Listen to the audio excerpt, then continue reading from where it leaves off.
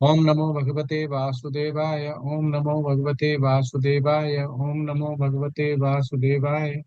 ओम अज्ञानतिमिरान्धस्य ज्ञानञ्जनशलाकया चक्षुरुन्मीलितं येन तस्मै श्रीगुरुवे नमः। श्रीचैतन्यमनोभीष्टं स्थापितं येन भूतले स्वयं रूपं कदा महावदन्त स्वपदान्तिकं वन्देऽहं श्रीगुरो श्रीयुतपदकमलं श्रीगुरुवैष्णवंश श्रीरूपं साग्रजातं सगुणगताथापितं सा सजीवं साद्वैतं सावधूतं परिजनसहितं कृष्णचैतन्यदेवं श्रीराधाकृष्णपादान् जय गुरुलता श्री विशाखान्वितास्य हे कृष्ण कड़ा सिंधु दीनबंधु जगतपति गोपेश गोपिका कांत राधा कांत नमस्ते। तप्त कंचानी गौरंगी राधे वृंदावनेश्वरी वृषभ देवी प्रणमामि हरिप्रिये। वाञ्छाकल्पतरुभ्यश्च कृपा सिन्धुभ्यः च पतितनां पावनेभ्यो वैष्णवेभ्यो नमो नमः। नमः ओं विश्वपदाय कृष्णपृष्ठाय भूतले श्रीमते भक्तिवेदान्त स्वामिनिति नाम्ने। नमस्ते सरस्वती देवे गौरवाणी प्रचारिणे निर्विशेष शून्यवादी पाश्चात्य देश सितारिणे। जय श्री कृष्ण चैतन्य प्रभु नित्यानंद श्री अद्वैत गदाधर श्रीवासादि गौर भक्तवृंद। हरे कृष्ण कृष्ण कृष्ण हरे हरे, हरे राम राम राम हरे हरे। तुलसी प्रणाम। वृंदा तुलसी देवी है प्रिया केशव चा कृष्ण भक्ति पते देव सत्यवते नमो नमः। हरे कृष्ण कृष्ण कृष्ण हरे हरे, हरे राम राम राम हरे हरे। जी माता जी स्टार्ट कर सकते हैं। जी प्रभु जी। लेवल 4 में सभी का स्वागत है। ग्रुप एफ देवज्योति प्रभु जी, आप करेंगे स्क्रीन शेयरिंग? हैंड रेज करें ग्रुप एफ। जी जी माता जी, देव ज्योति प्रभु जी करेंगे। सभी ग्रुप एफ हैंड रेज करें।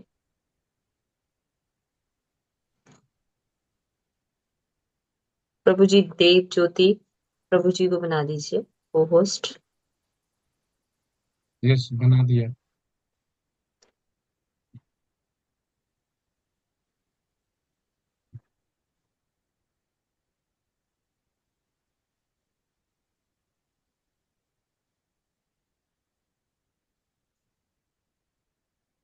यस हरे क्यों हो रही है? हरे अ, कृष्ण माता, हरे कृष्ण प्रभु जी, सादर प्रणाम। माता जी, प्रभु जी, हम एक छोटा सा कीर्तन करना चाहते हैं। उसके बाद हम अपनी प्रेजेंटेशन स्टार्ट करना चाहते हैं। राखी माता जी। Yes yes. हरे कृष्णा प्रभु जी, हरे कृष्णा माता जी, सभी को सादर प्रणाम। आज हमारे ग्रुप एफ की लेवल 4 में ये अंतिम प्रस्तुति है और इस अवसर पर हम एक छोटे से संकीर्तन द्वारा सभी के प्रति आभार एवं कृतज्ञता प्रदर्शित करना चाहते हैं और भगवान कृष्ण से यही प्रार्थना करते हैं कि ऐसे उन्नत एवं अनुरागी भक्तों का हमें हमेशा साथ मिलता रहे एवं भक्ति मार्ग में आगे बढ़ने का मार्गदर्शन प्राप्त होता रहे। यद्यपि अपने इस प्रयास में हम कई जगह पर सुर से असुर भी बने हैं और ताल से बेताल भी हुए हैं, परंतु आशा है आप सब उस पर ध्यान न देकर केवल हमारे भाव को समझेंगे। हरे कृष्णा। जय राधा माधव, जय कुंज बिहारी। जय राधा माधव, जय कुंज बिहारी। जय राधा माधव, जय कुंज बिहारी। जय गोपी जन वल्लभ, जय गिरवर धारी। जय गोपी जन वल्लभ, जय गिरिवलधारी। जय राधा माधव, जय कुंज बिहारी। जय राधा माधव, जय कुंज बिहारी। जय गोपी जन वल्लभ, जय गिरिवलधारी। जय गोपी जन वल्लभ, जय गिरिवल धारी। जय राधा माधव, जय कुंज बिहारी। जय राधा माधव, जय कुंज बिहारी। यशोदानंदन ब्रज जन रंजन, यशोदानंदन ब्रज जन रंजन, यशोदानंदन ब्रज जन रंजन, यशोदानंदन ब्रज जन रंजन, यमुना तीर वनचारी, जय राधा माधव, जय कुंज बिहारी। जय राधा माधव, जय कुंज बिहारी। जय राधा माधव, जय कुंज बिहारी। जय गोपी जन वल्लभ, जय गिरिवाल धारी। जय राधा माधव, जय कुंज बिहारी। जय राधा माधव, जय कुंज बिहारी। जय राधा माधव, जय कुंज बिहारी। हरे कृष्ण जय कुंज बिहारी। हरे कृष्ण। हरे हरे कृष्ण कृष्ण कृष्ण हरे हरे, हरे राम राम राम हरे हरे। हरे कृष्ण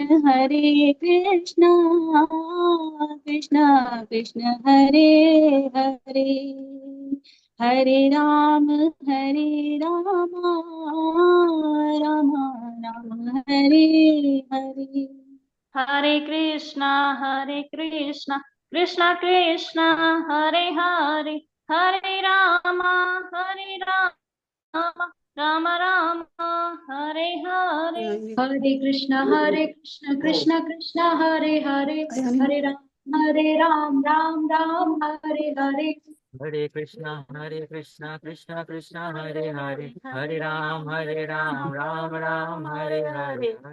हरे कृष्ण कृष्ण कृष्ण हरे हरे, हरे राम राम राम हरे हरे। निताई गौरांगो निताई गौरांगो निताई गौरांगो, निताई गौरांगो निताई गौरांगो निताई गौरांगो, निताई गौरांगो गौर हरि, निताई गौरांगो गौर हरि। निताई गौरांगो गौर हरि, निताई गौरांगो गौर हरि। निताई निताई निताई निताई निताई गौरांगो, निताई निताई निताई निताई निताई गौरांगो, निताई निताई निताई निताई निताई गौरांगो, निताई निताई निताई निताई निताई गौरांगो, निताई गौरांगो गौर हरि, निताई गौरांगो गौर हरि। निताई गौरांगो गौर हरि। निताई गौरांगो गौर हरि। हरे कृष्णा कृष्ण कृष्ण हरे हरे, हरे राम राम राम हरे हरे। हरे कृष्णा कृष्ण कृष्ण हरे हरे, हरे राम राम राम हरे हरे। हरे कृष्णा कृष्ण कृष्ण हरे हरे, हरे राम राम राम हरे हरे। हरे कृष्णा कृष्ण कृष्ण हरे हरे, हरे राम हरे राम राम राम हरे हरे। हरि बोल हरि बोल हरि बोल निताई गौर हरि बोल। हरि बोल हरि बोल हरि बोल निताई गौर हरि बोल। निताई गौर हरि बोल हरि बोल हरि बोल निताई गौर हरि बोल। हरि बोल हरि बोल हरि बोल नित्य गौर हरि बोल। हरि बोल हरि बोल हरि बोल निताई गौर हरि बोल। हरि बोल हरि बोल जय गौर हरि बोल। गौर प्रेमानंदे हरि हरि हरि हरे कृष्णा सभी को। हरे कृष्णा हरे कृष्णा। बहुत सुंदर माता जी, बहुत सुंदर प्रभु जी। ग्रुप एफ बहुत अच्छा गाया आपने। प्रेजेंटेशन स्टार्ट करें प्रभु जी की आज्ञा लेके। हरे कृष्णा प्रभु जी। आज हमारे ग्रुप एफ की ये अंतिम प्रेजेंटेशन है और इसको हरे स्टार्ट कृष्णा माता जी एक प्रेजेंटेशन कंटिन्यू करेंगे और तो ये सेकंड लास्ट ही समझ लीजिए। हरे जी नेक्स्ट जी टाइम माता फिर जी से एक जी भजन और कर लीजिएगा। हमारे एक और मिलेगी। आज की प्रेजेंटेशन में हम प्रभु जी की आज्ञा चाहेंगे कि हम इसको प्रारंभ कर पाए। यस माता जी। ओम नमो भगवते वासुदेवाय। ओम नमो भगवते वासुदेवाय। ओम नमो। प्रभु जी, आज का मेरा पहला प्रश्न है कि भगवत गीता अध्याय 1 में प्रयुक्त कृष्ण के निम्नलिखित नामों के महत्व की व्याख्या करें। अच्युत, गोविंद, माधव और ऋषिकेश।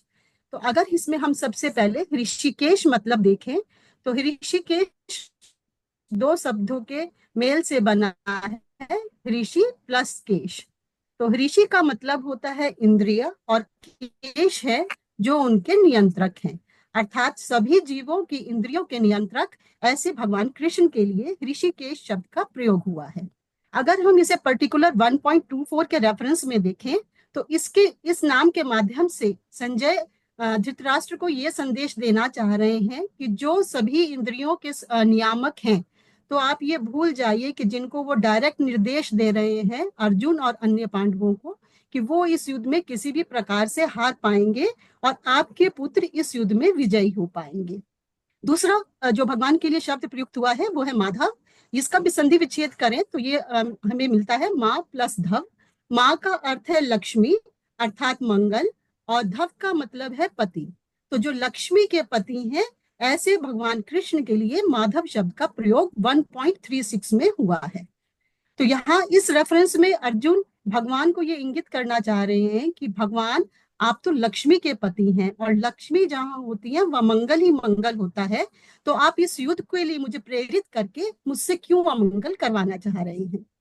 तीसरा शब्द है अच्युत। इसका संधि विच्छेद अगर हम देखें तो अ प्लस च्युत।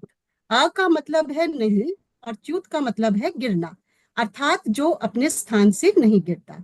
तो भगवान किस चीज से नहीं गिरते हैं? भगवान अपनी भक्त वत्सलता से कभी नहीं गिरते, भगवान अपनी सत्यता से कभी नहीं गिरते और भगवान अपने भगवान के पद से कभी नहीं गिरते। तो इस माध्यम से श्लोक नंबर 1.21 और 22 में अर्जुन ये कहना चाह रहे हैं कि भगवान आप मुझे मालूम है कि अपनी दयालुता के कारण जो आप अपने भक्तों पे हमेशा दिखाते हैं, उसके कारण आप मेरे सारथी बने हैं। परंतु सारथी बनने से मैं ये कतई नहीं भूला हूं कि आप अच्युत हैं और अपने भगवान के पद से आप गिरे नहीं हैं। चौथा वर्ड है गोविंद। गोविंद का संधि विच्छेद करें तो फिर हमें दो वर्ड मिलते हैं, गो प्लस विंद। गो के फिर तीन अर्थ आते हैं, इंद्रियां, गो माता और भूमि देवी। और विंद का अर्थ है इनको आनंद प्रदान करने वाले। तो जो इंद्रियों को, गो माता को और भूमि को आनंद प्रदान करते हैं, ऐसे हमारे भगवान कृष्ण के लिए गोविंद शब्द इस्तेमाल हुआ है। 1.32 के रेफरेंस में अगर गोविंद शब्द देखें तो जो अर्जुन है वो ये संकेत देना चाह रहे हैं भगवान को कि भगवान आप तो सबकी इंद्रियों को आनंद प्रदान कर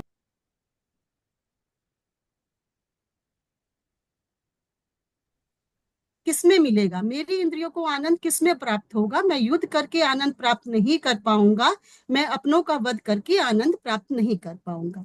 इसी के साथ मेरी आज की प्रेजेंटेशन यहीं पर समाप्त होती है। धन्यवाद। अब मैं आरती माता जी से रिक्वेस्ट करूंगी कि वो अपनी प्रस्तुति प्रारंभ करें। हरे कृष्ण माता जी, हरे कृष्ण प्रभु जी, सादर प्रणाम। दुर्योधन के दोहरापन का उदाहरण पितामह भीष्म तथा आचार्य द्रोण के साथ उसकी बातचीत में देखा सकता है।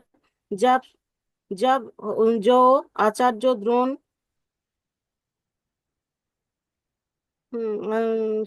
है, जब वो आचार्य द्रोण से भगवत गीता 1.3 में उन्हें बुलाने देखा देता है, कहता है कि वे आचार्य पांडवों की सेवा को देखिए, जिससे अपनारे बुद्धिमान शिष्य द्रुपद के पुत्रों ने कितने कौशल से व्यवस्थित किया है। और भीष्म पितामह से यह कहकर कि जिस प्रकार हमारी सेवा अपनारे द्वारा सुरक्षित है, उसी प्रकार पांडवों की सेवा भी के द्वारा सुरक्षित है। इस प्रकार से वह एक तरफ तो उनको भड़काता है ताकि वह अच्छी प्रकार जे युद्ध करे, वही दूसरी ही तरफ उन्हें तन भी देता है। हरे कृष्ण माता जी, हरे कृष्ण प्रभु जी, सादर प्रणाम। मैं मेरी वाणी को विराम देते हुए श्रुति माता जी को आमंत्रित करता हूँ। हरे कृष्ण। हरे कृष्ण प्रभु जी, हरे कृष्ण माता जी व सभी को मेरा सादर प्रणाम। मेरा प्रश्न है, अर्जुन द्वारा कृष्ण और कृष्ण को सारथी की स्थिति स्वीकार करने के आदेश के महत्व पर चर्चा करें। जैसा कि भगवत गीता 1.21/22 में देखा गया है, अपने स्पष्टीकरण में कथित तौर पर श्रील प्रभुपाद के कथनों का संदर्भ थी। मेरा उत्तर कुछ इस प्रकार है। अर्जुन द्वारा कृष्ण की सारथी की स्थिति स्वीकार करने के कुछ आदेश का प्रतिक्रमण का अर्थ है। अर्जुन द्वारा भगवान श्री कृष्ण को सारथी के रूप में नियुक्त करना मात्र एक रणनीतिक निर्णय नहीं था, यह उनके आत्मसमर्पण और विश्वास का प्रतीक था। यह इस बात को दर्शाता है कि अर्जुन ने श्री कृष्ण को मित्र, राजा या योद्धा के रूप में प्रयोग नहीं करना था, बल्कि अपने मार्गदर्शक, संरक्षक और जीवन की दिशा तय करने वाले के रूप में स्वीकार कर लिया था। गुरुदेव श्री प्रभुपाद कहते हैं कि यद्यपि कृष्ण परमेश्वर है, यह भगवान की महिमा है कि वह अपने शुद्ध भक्त के आदेश को भी स्वीकार करते हैं। इससे भक्त और भगवान के रिश्ते की सुंदर झलक मिलती है। जब भक्ति शुद्ध होती है तो भगवान स्वयं भी सेवक बनने में संकोच नहीं करते। दूसरी ओर भक्ति में भगवान की भागीदारी किस प्रकार से होती है? कृष्ण का अर्जुन के रथ के सारथी के रूप में कार्य करना भगवान कृष्ण के भक्त के प्रति विनम्रता है, और यह स्पष्ट करता है कि भगवान केवल मार्गदर्शक नहीं बल्कि जीवन यात्रा के साथी भी हैं, जो आगे जाकर गीता के उपदेशों को जन्म देता है और बाद में आत्मज्ञान की ओर ले जाते हैं। गुरु के अनुसार यह ईश्वर और भक्त के बीच के घनिष्ठ संबंध को दर्शाता है। इसे भगवान की भक्त वत्सलता और भक्ति मार्ग की महिमा के रूप में वर्णित करते हैं, जहां भगवान स्वयं अपने भक्त की सेवा में तत्पर रहते हैं। मैं अपनी वाणी को यहाँ विराम देती हूँ और उषा माता जी से अनुरोध करती हूँ कि वे प्रस्तुतिकरण को आगे बढ़ाएं। हरे कृष्ण। हरे कृष्णा माता जी, हरे कृष्णा प्रभु जी। धन्यवाद माता जी। मेरा प्रश्न है, आधुनिक समाज के संबंध में वंश के विनाश के संबंध में अर्जुन के तर्कों की प्रासंगिकता पर चर्चा करें। अपने स्पष्टीकरण में अध्याय 1 श्लोक नंबर 39 से 43 से छंदों और अभिप्रायों का संदर्भ दें। उत्तर इस प्रकार है। कुल का नाश होने पर सनातन कुल परंपरा नष्ट हो जाती है और इस तरह शेष कुल भी अधर्म में प्रवृत्त हो जाता है। जब कुल में अधर्म प्रमुख हो जाता है तो कुल की स्त्रियां दूषित हो जाती हैं। अवांछित संतानों की वृद्धि से निश्चय ही परिवार के लिए तथा पारिवारिक परंपरा को नष्ट करने वालों के लिए नारकीय जीवन उत्पन्न होता है। ऐसे पतित कुलों के पितृ गिर जाते हैं, क्योंकि उन्हें जल तथा पिंडदान देने की क्रियाएं समाप्त हो जाती हैं, जो कुल परंपरा को नष्ट करते हैं और इस तरह अवांछित संतानों को जन्म देते हैं। उनके दुष्कर्मों से समस्त प्रकार की सामुदायिक योजनाएं तथा पारिवारिक कल्याण कार्य नष्ट हो जाते हैं। जो लोग कुल धर्म का विनाश करते हैं वे सदैव नरक में वास करते हैं। स्वार्थ के वशीभूत होकर मनुष्य अपने सगे भाई, बाप या माँ की वध जैसे पाप कर्मों में प्रवृत्त हो सकता है। ऐसे अनेक उदाहरण हैं, किंतु भगवान का साधु भक्त होने के कारण अर्जुन सदाचार के प्रति जागरूक है, अतः वह युद्ध ना करके ऐसे कार्यों से बचने का प्रयत्न करता है। मैं अपनी वाणी को यहीं विराम देती हूँ और अनीता माता जी से आग्रह करती हूँ प्रस्तुति को आगे बढ़ाएं। हरे कृष्णा। हरे कृष्णा माता जी, हरे कृष्णा प्रभु जी, दंडवत प्रणाम। मेरा प्रश्न है भगवत गीता अध्याय 1 और 2 के उपयोग श्लोक के संदर्भ में अर्जुन ने युद्ध न करने के कारण की सूची बनाई और समझाइए। पहला कारण बताया है दया, दूसरा कोई आनंद नहीं, तीसरा पाप, और चौथा पारिवारिक परंपराएं, और पांचवा है असमझ। अर्जुन ने कहा, पहले कारण बताया, इस युद्ध में अपने ही सर्वजनों का वध करने से ना तो मुझे कोई अच्छाई दिखती है, ना मैं उससे किसी प्रकार की विजय राज्य की इच्छा रखता हूँ।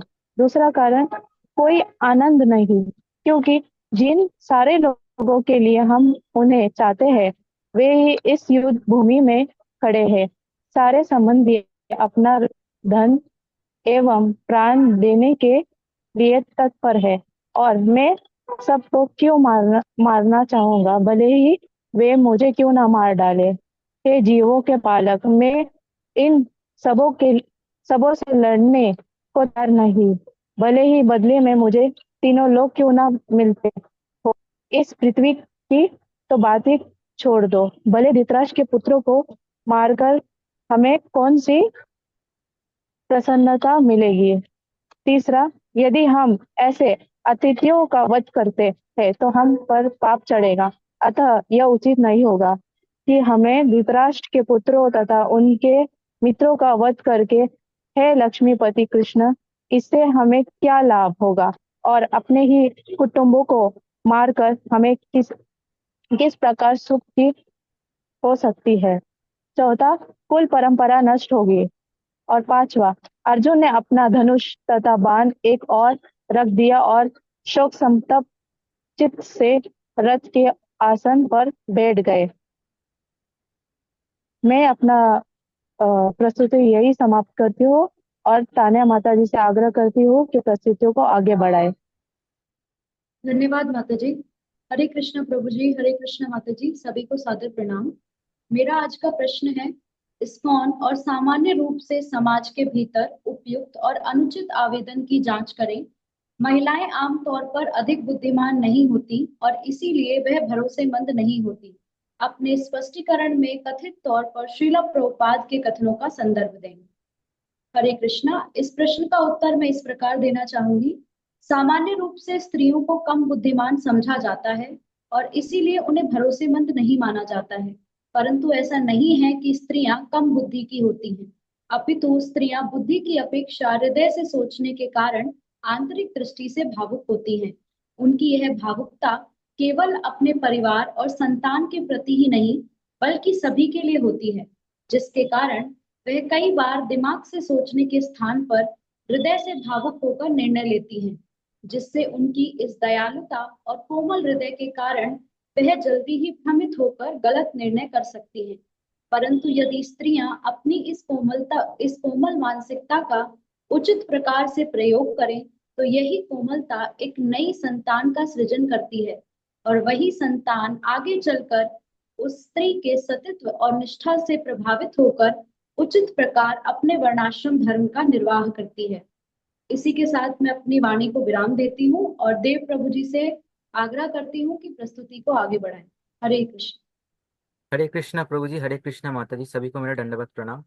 मेरा प्रश्न है, भगवत गीता अध्याय 1 और 2 में की गई अर्जुन के युद्ध ना करने का कारण की तुलना करे और भक्ति में संलग्न होने के लिए कभी कभी अनिच्छा के साथ साथे चर्चा करे। अर्जुन भगवान को तर्क देता है कि मेरे युद्ध करने से कोई लाभ नहीं होगा, कल परंपराएं नष्ट हो जाएगी, मुझे दया आ रही है इत्यादि। परंतु भगवान उसे सब तर्कों का खंडन करते हैं और उससे समझाते हैं कि युद्ध करना उसका धर्म है, क्योंकि अर्जुन एक क्षत्रिय था और क्षत्रियो का कर्तव्य है कि वो अधर्मियों का नाश करे। अर्जुन की भांति कभी कभी हमें भक्ति में कुछ ऐसे काम करने पर सकते हैं जिन्हें हम करना ना करना चाहे, जैसे जीभ पर नियंत्रण करना। कई बार प्रचार करने समय अपमानित भी होना पड़ सकता है, परंतु यदि हम भगवान का आदेश मानना तथा सेवा करना चाहे तो हमें अपनी इच्छाओं को त्यागना होगा, जैसे अर्जुन ने त्याग किया। तभी हम भक्ति में आगे बढ़ सकते हैं। हरे कृष्णा प्रभु जी, हरे कृष्णा माता जी। मैं मेरे वाणी को ही विराम करते हुए तानिया माता जी से अनुग्रह करना चाहता हूँ कि वो वैष्णव प्रणाम मंत्र से इस प्रेजेंटेशन का समाप्ति करे। हरे कृष्णा। धन्यवाद प्रभु जी। हरे कृष्ण प्रभु जी, हरे कृष्ण माता जी। इसी के साथ हमारे ग्रुप एफ की आज की प्रस्तुति समाप्त होती है। यदि हमसे कोई त्रुटि हुई हो तो उसके लिए हमें क्षमा करें और आगे के लिए हमारा मार्गदर्शन करें। वाञ्छाकल्पतरुभ्यश्च कृपा सिन्धुभ्य एव च पतितानां पावनेभ्यो वैष्णवेभ्यो नमो नमः। हरे कृष्ण कृष्ण कृष्ण हरे हरे, हरे राम राम राम हरे हरे। हरे कृष्ण प्रभु जी। हरे कृष्णा। बहुत सुंदर प्रस्तुति और पीपीटी काफी अच्छी बनाई की फिलिप करने वाली। वैसा भी सारी एनर्जी पीपीटी में ही चली गई हो। तो भक्ति जो व्याख्या करते हैं ना, उसमें हमें फोकस ज्यादा है ना, आध्यात्म में करना चाहिए। और जो भी कुछ, पर ये भी आचार्य लोग बोलते हैं जो भी कुछ हमें आता है इतना बड़ा वो भगवान में लगाना चाहिए। तो हमें ये बैलेंस करके चलना चाहिए। तो अच्छा है, आपको धन्यवाद कि आपने दोनों को बैलेंस किया, कि प्रश्न के आंसर भी दिए हो। तो तान्या माता जी का एक प्रश्न में आंसर दे रही थी कि महिलाओं को कम बुद्धिमान समझा गया है, उसका दो तीन लाइनें उन्होंने बताई। तो मेरा प्रश्न इसी के ऊपर है केवल, क्योंकि इसमें पूरा प्रेजेंटेशन में देखें तो यही निचोड़ है, इसमें बहुत सारी बहस भी होती है। देखें, कुछ माताएं बुरा मान जाती हैं। जब हम लेवल 1 लेवल 2 कर रहे तो हमारे बैच में ही कुछ माताएं थी, वो तो हमें नंदी प्रभु जी पढ़ाया करते थे। लेवल 3 4 तक उन्होंने हमें पढ़ाया था। इनिशियल की बात है, स्टार्टिंग की। तो एमडी प्रभु जी क्लास लेते, तो जब ये वाली प्रश्न आया सेम, तो हमारे बैच में माताएं थी, वो थोड़ा नाराज हो गई। तो वो कह रहे, तो एमडी प्रभु ने समझाया। तो मेरा प्रश्न ये है कि जब ये आता है तो हमें ऐसा, मतलब इसको जब समझते हैं तो इसको हमें कन्विंस करने के लिए किसी और के, जैसे अभी आप लोग तो लेवल 4 में आ गए, तो कुछ चीजें लेवल 1 2 लेवल 3 से समझ के आए हैं, तो एक तरह की कन्विंसिंग आ जाती है थोड़ी।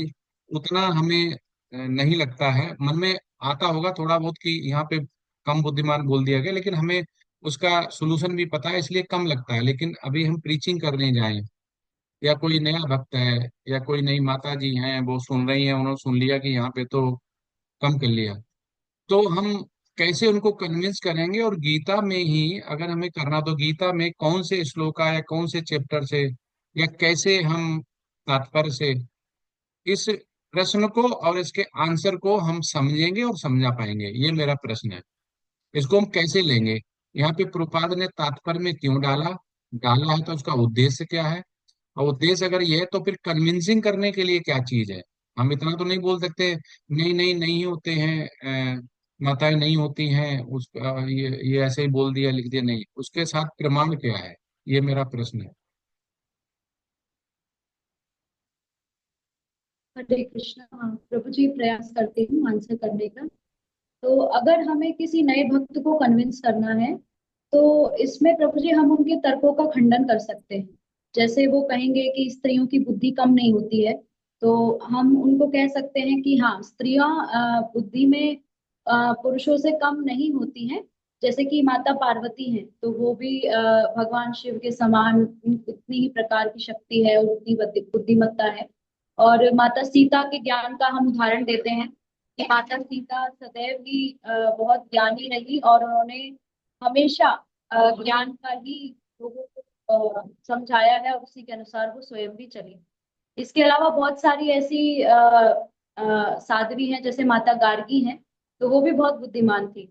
तो उनको हम कन्विंस कर सकते हैं कि स्त्रियां बुद्धि में कम नहीं है, लेकिन वो थोड़ा सा इमोशनल लेवल पर ज्यादा सोचती हैं और हृदय से सोचती हैं, जिसके कारण कई बार उनके निर्णय गलत होते हैं। और इसका प्रभु जी रेफरेंस के तौर पे हम कह सकते हैं कि भगवान ने भी स्वयं भगवत गीता में 9.26 में कहा है कि अगर कोई श्रद्धा के साथ मुझे समर्पित होता है तो चाहे वो स्त्री हो या निम्न कुल जन्मा कोई भी व्यक्ति हो, मैं उसे स्वीकार करता हूँ।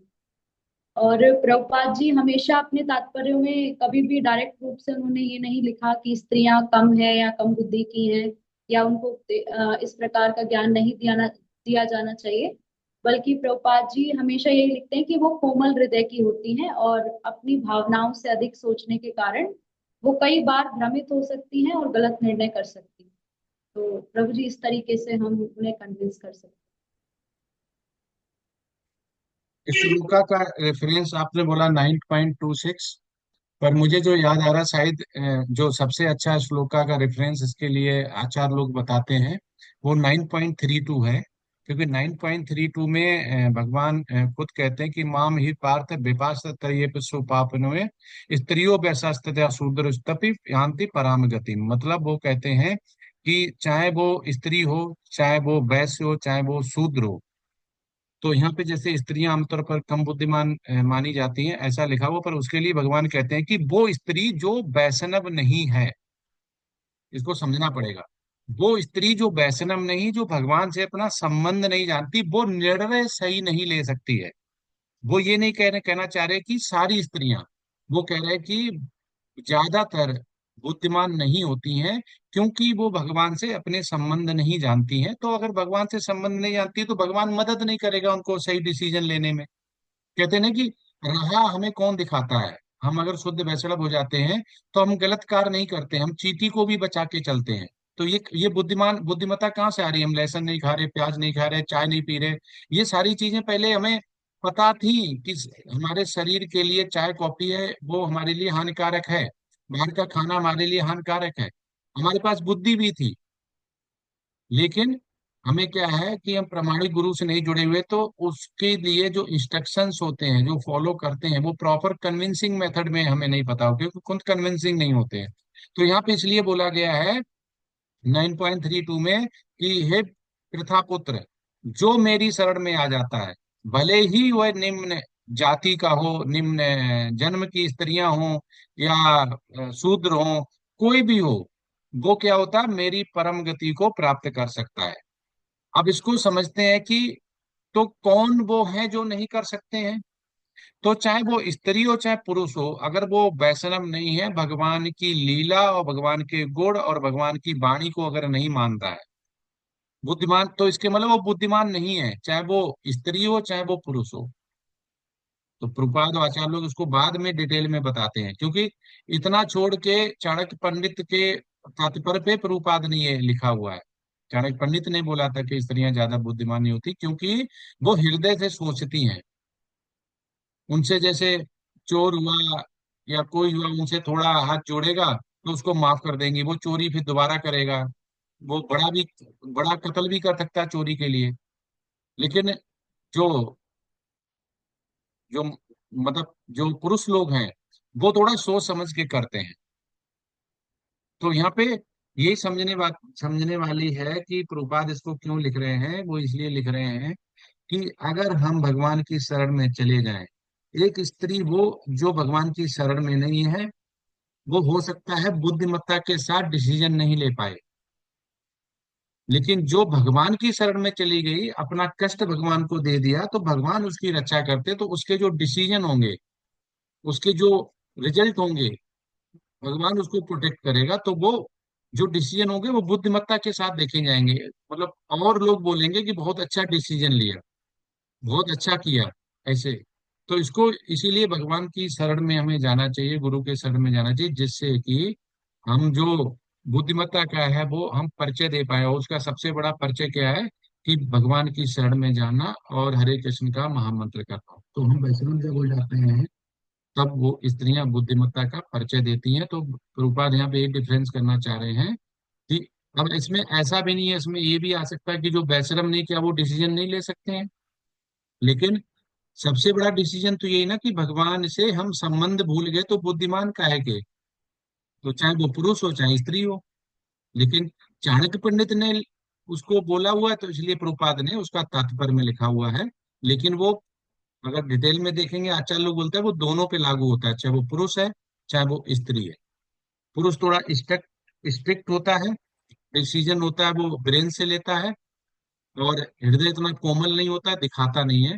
लेकिन जो माताएं होती हैं वो हृदय से ज्यादा सोचती हैं, कोमल होती हैं, ज्यादा जो निर्णय निर्णय लेने वाले होते हैं वो नहीं ले पाती, तो इसलिए यहाँ पे किया गया। तो इसको समझना बहुत जरूरी होता है। कभी कभी हम समझाते हैं कि हाँ, हमारे जो वैष्णव नहीं है वो कहते नहीं, गीता में तो ऐसा लिखा हुआ है स्त्रियां बुद्धिमान नहीं होती हैं, कैसा लिख दिया गया है, हम तो बहुत बुद्धिमान है। वो ही माता जी बोल रही होती हैं जिन्हें यही नहीं पता है कि हमारा भगवान से संबंध क्या है।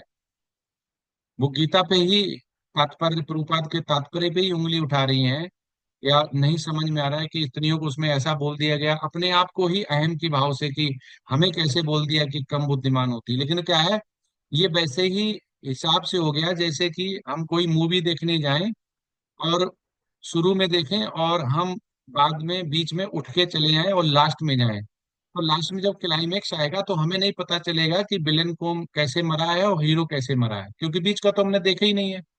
तो वैसे ही यहाँ पे है, हमने केवल अगर वही पढ़ के रह गए कि स्त्रियां कम बुद्धिमान होती हैं, उसके आगे और पीछे अगर हमने नहीं पढ़ा, 9.32 नहीं पढ़ा, तो वो कंप्लीट नहीं होता है। तो इसलिए भगवत गीता का पाठ हमें निरंतर करना चाहिए और शुरू से लेकर लास्ट तक पढ़ना चाहिए।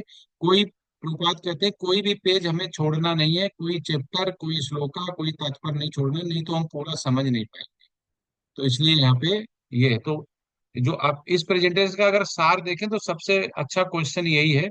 और तो जो है वो हम बहुत बार रिपीट करते हैं, समझ जाते हैं, लेकिन ये प्रश्न कभी कभी हम प्रचार करते हैं तो ये बहुत देर तक डिबेट होता रहता है। तो इस डिबेट में हमें समझना पड़ेगा कि हमारे आचार्य लोग इसको कैसे समझाते हैं और प्रभुपाद ने ये क्यों लिखा। प्रभुपाद चाहते तो नहीं लिखते इसे, क्यों, कोई कंट्रोवर्सी क्यों बनाएगा कि ये लिख के शुरू में जब लेवल 1 में आप लोग आए होंगे तब आपको भी बुरा लगा होगा, जो माताएं होंगी, कि ये क्या लिख दिया, हमने तो पहली बार पढ़ा है।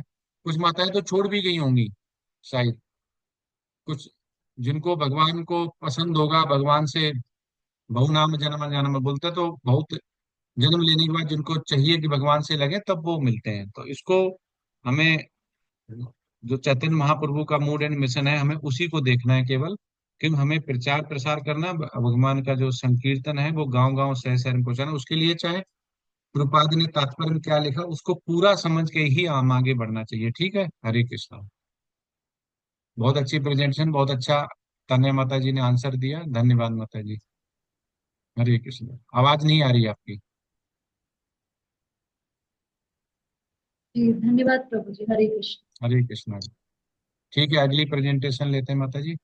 हरे Krishna. Group ji please raise करें अपना हैंड। अनुराग प्रभु जी को बना दीजिए प्रभु जी। अनुराग प्रभु जी को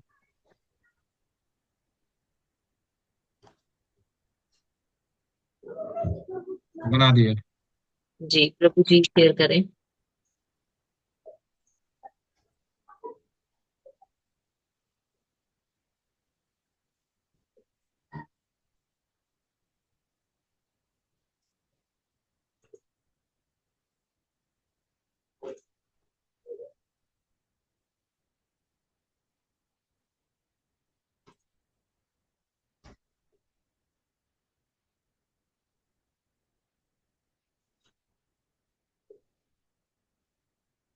हरे कृष्णा प्रभु जी, हरे कृष्णा माता जी, दंडवत प्रणाम। प्रभु जी माता जी, प्रेजेंटेशन शुरू करने की अनुमति प्रदान करें। यस प्रभु जी। हरे कृष्णा। आज हमारा प्रेजेंटेशन नंबर 15 है, ग्रुप जी लेवल 4 से, और विषय है श्रीमद् भगवद गीता पर आधारित प्रश्न और उत्तर है। हरे कृष्ण कृष्ण कृष्ण हरे हरे, हरे राम राम राम हरे हरे। ओम नमो भगवते वासुदेवाय। ओम नमो भगवते वासुदेवाय। ओम नमो भगवते वासुदेवाय। हमारे प्रेजेंटेशन का पहला प्रश्न मनीषा माता जी से है। अर्जुन और धृतराष्ट्र दोनों ने भगवत गीता सुनी, समझाएं कि धृतराष्ट्र और अर्जुन द्वारा प्रदर्शित चरित्र लक्षणों ने इसके महत्व को समझने और लागू करने की उनकी क्षमता को प्रभावित किया। अपनी प्रतिक्रिया में उपयुक्त छंदों का संदर्भ दें और श्रील प्रभुपाद के अध्याय 1 के कथन से कथन दें। हरे कृष्ण माता जी। हरे कृष्ण प्रभु जी, आपके द्वारा पूछे गए प्रश्न का उत्तर मैं इस प्रकार देना चाहूंगी। भगवत गीता केवल एक धार्मिक ग्रंथ नहीं बल्कि जीवन जीने की कला है। यह गहन ज्ञान युद्ध भूमि कुरुक्षेत्र में दिया गया, जहां न केवल बाहरी युद्ध हो रहा था बल्कि अर्जुन के मन में भी एक आंतरिक संघर्ष चल रहा था।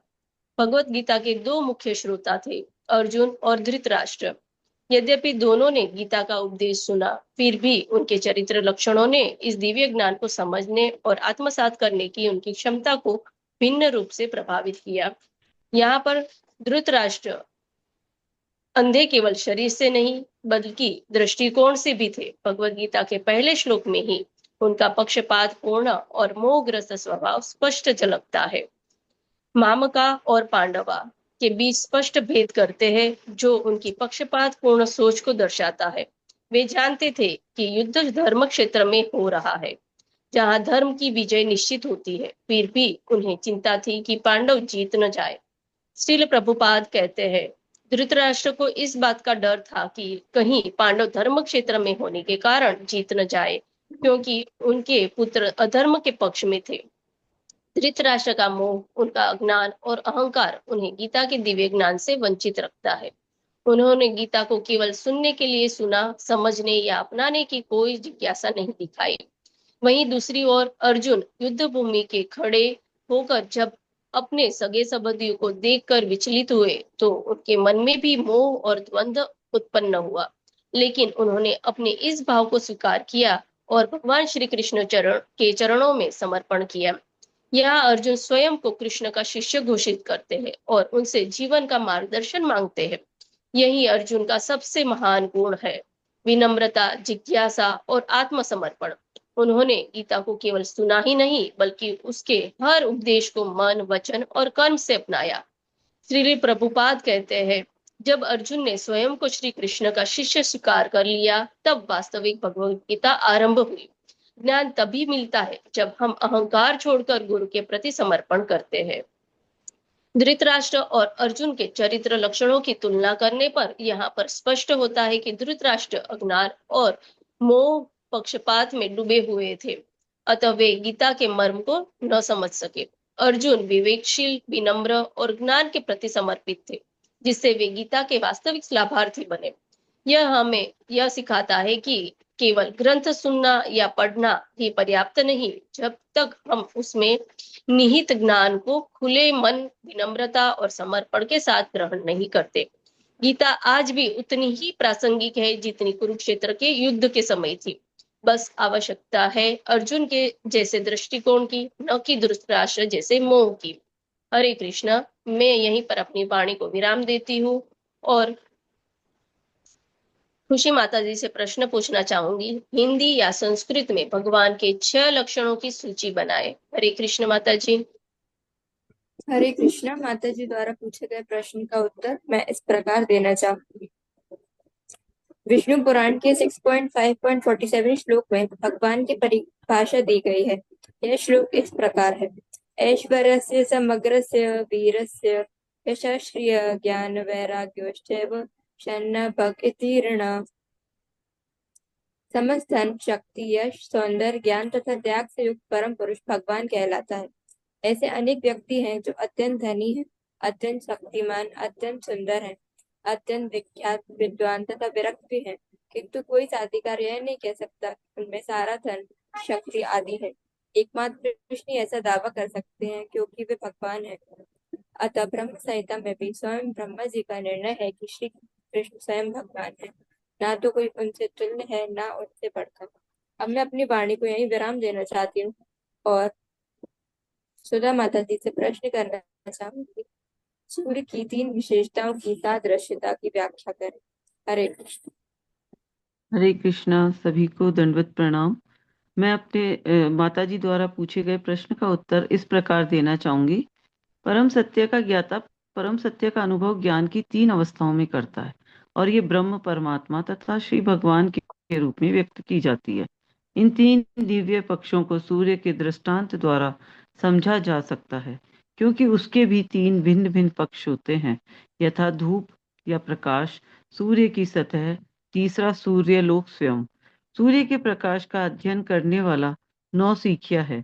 जो सूर्य की सतह को समझता है वह थोड़ा आगे बढ़ा हुआ होता है, और जो सूर्यलोक में प्रवेश कर सकता है वह उच्चतम ज्ञानी है।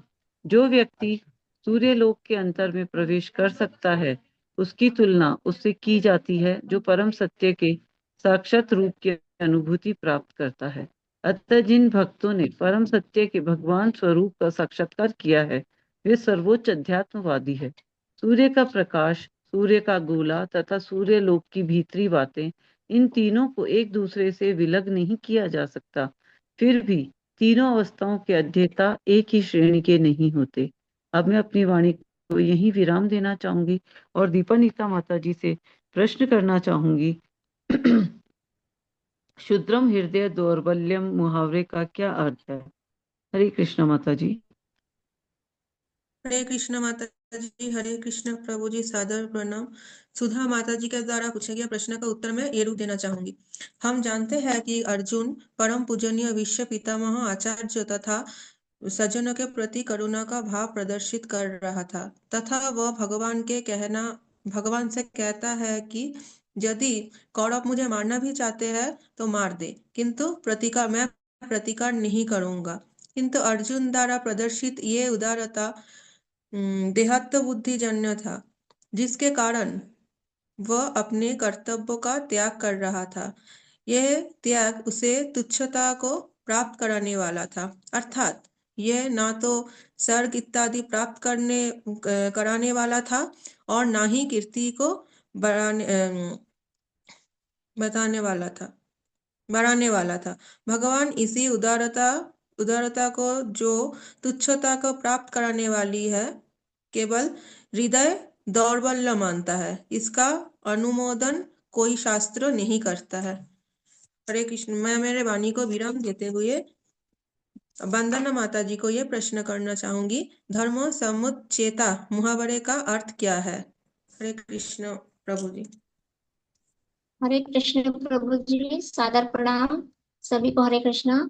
दीपानिता माता जी द्वारा पूछे गए प्रश्न का उत्तर इस प्रकार है। धर्म समूढ़ चेतः का अर्थ है मैं अपने धर्म कर्तव्य के बारे में अत्यंत भ्रमित चित्त वाला हूँ। यहाँ अर्जुन कह रहा है कि वह अपने धर्म यानी सही कर्तव्य को लेकर भ्रमित हो गया है और समझ नहीं पा रहा है कि क्या करना चाहिए। सरल शब्दों में यह मुहावरा उस स्थिति को दर्शाता है जब किसी का मन इस बात को लेकर उलझन में होता है कि क्या करना चाहिए और क्या नहीं, विशेषकर नैतिक या धार्मिक कर्तव्यों के संदर्भ में। यह स्थिति भ्रम, भय, संदेह और मानसिक अशांति से भरी होती है। तब हमें किसी ज्ञानी मार्गदर्शक, जैसे कि अर्जुन कृष्ण को चुना, उसी प्रकार हमें प्रामाणिक गुरु, शास्त्र, साधु की सलाह लेकर सही निर्णय करना चाहिए। यहाँ महाभारत युद्ध के मैदान में अर्जुन के सामने दो विकल्प थे। एक और थे उसके अपने परिवारजन, गुरु, मित्र, और दूसरी ओर उसका धर्म था, अन्याय के विरुद्ध लड़ाई करना। अर्जुन सोचता है कि अगर मैं युद्ध करूं तो अपनों का नाश होगा, अगर ना करूं तो अधर्म बढ़ेगा। इस दुविधा में उसका मन व्याकुल हो गया और उसने कृष्ण से पूछा, मैं अपने धर्म को लेकर भ्रमित हो गया हूँ, धर्म सम्मूढ़ चेतः, आप ही मेरा मार्गदर्शन करिए। तब श्री कृष्ण जी ने उन्हें गीता का ज्ञान दिया और सही मार्ग दिखाया। अब हम अपनी वाणी को यही विराम देते हुए अच्युत अनुराग दास प्रभु जी से प्रश्न करना चाहते हैं कि आत्मा का आकार क्या है और उसके अस्तित्व का लक्षण क्या है? हरे कृष्ण प्रभु जी।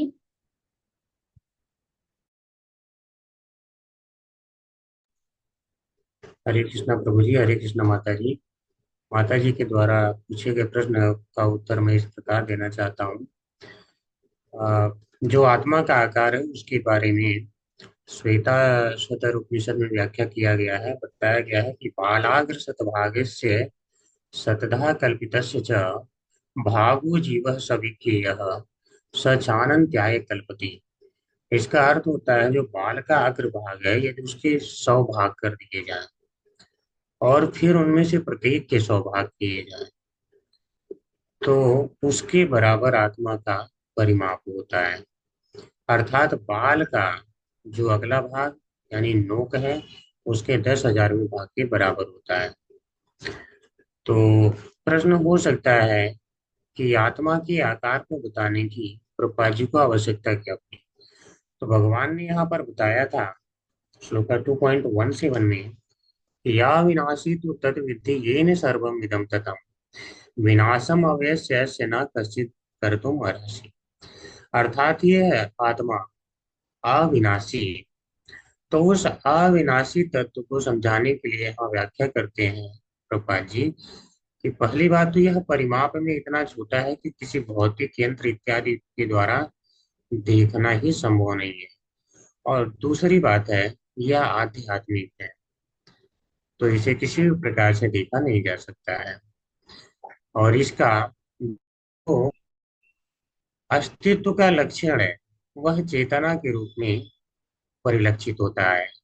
अगर किसी भी प्राणी या किसी भी जीव में चेतना पाई जाती है तो हम कहते हैं आत्मा वहां पर अभी भी उसके शरीर में स्थित है, अन्यथा कहते हैं कि आत्मा शरीर को छोड़कर जा चुकी है।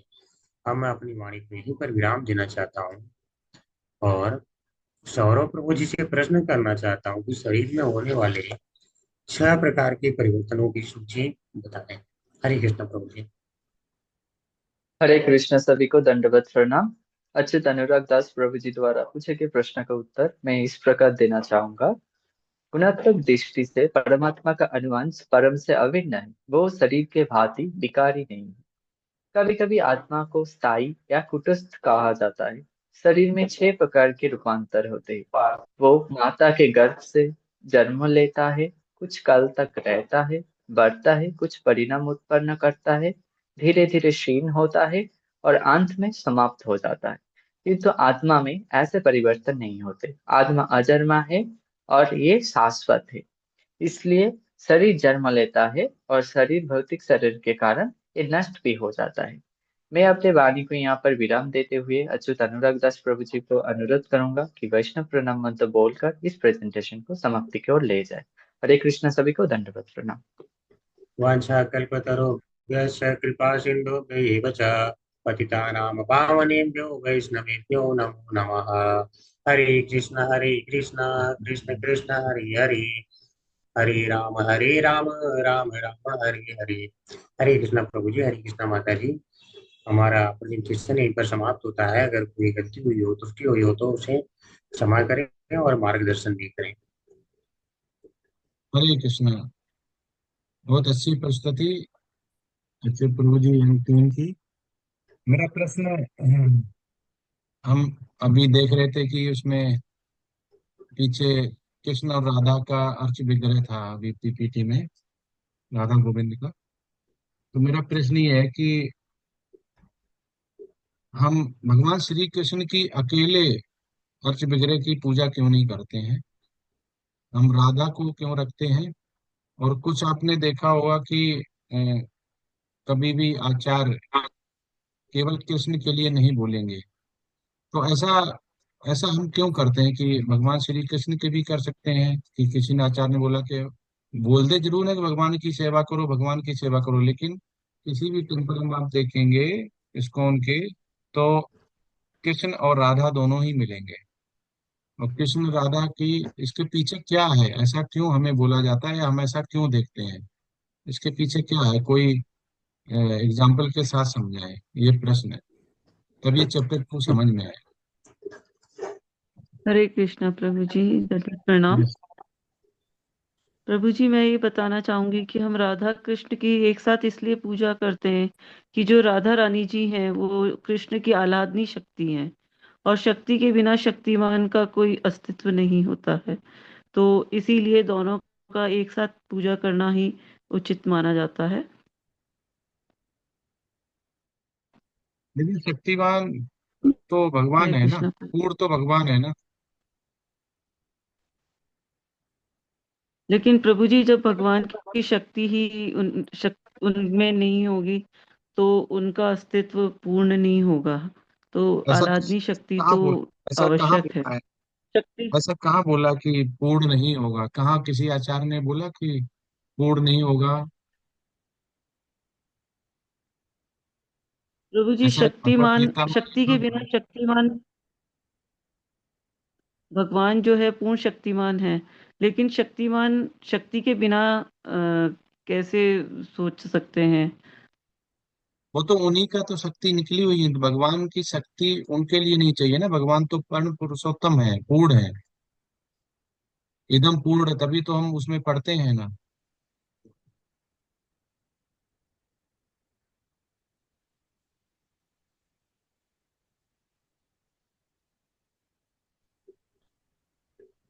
हरे कृष्ण हरे प्रभु जी। हाँ, यस।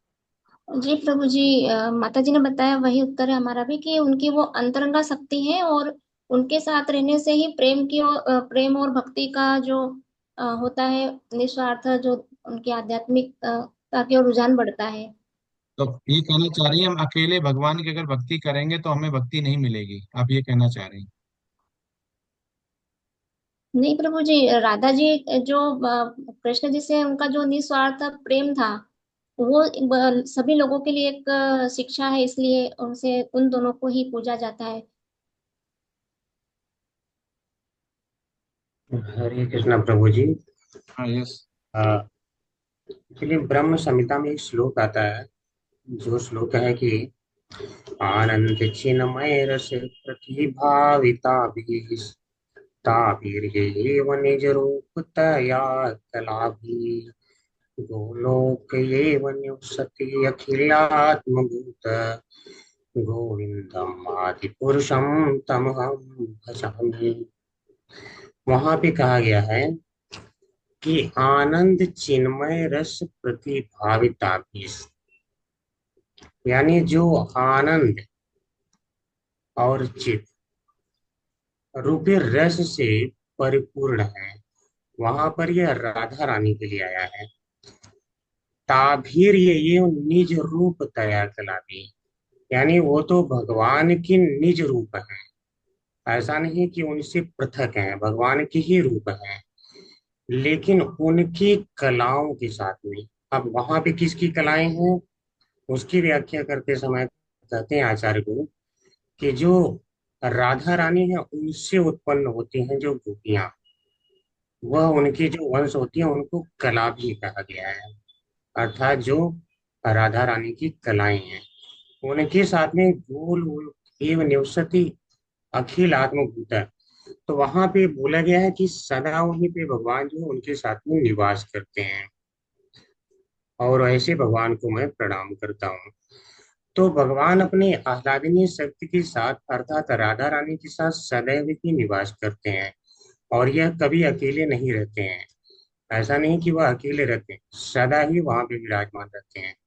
और इसकी व्याख्या वहां पे आचार्य गुरु ने इस प्रकार से किया है। और दूसरी बात, पहली बात तो सदा ही साथ में रहते हैं, तो हम सदा ही करते हैं।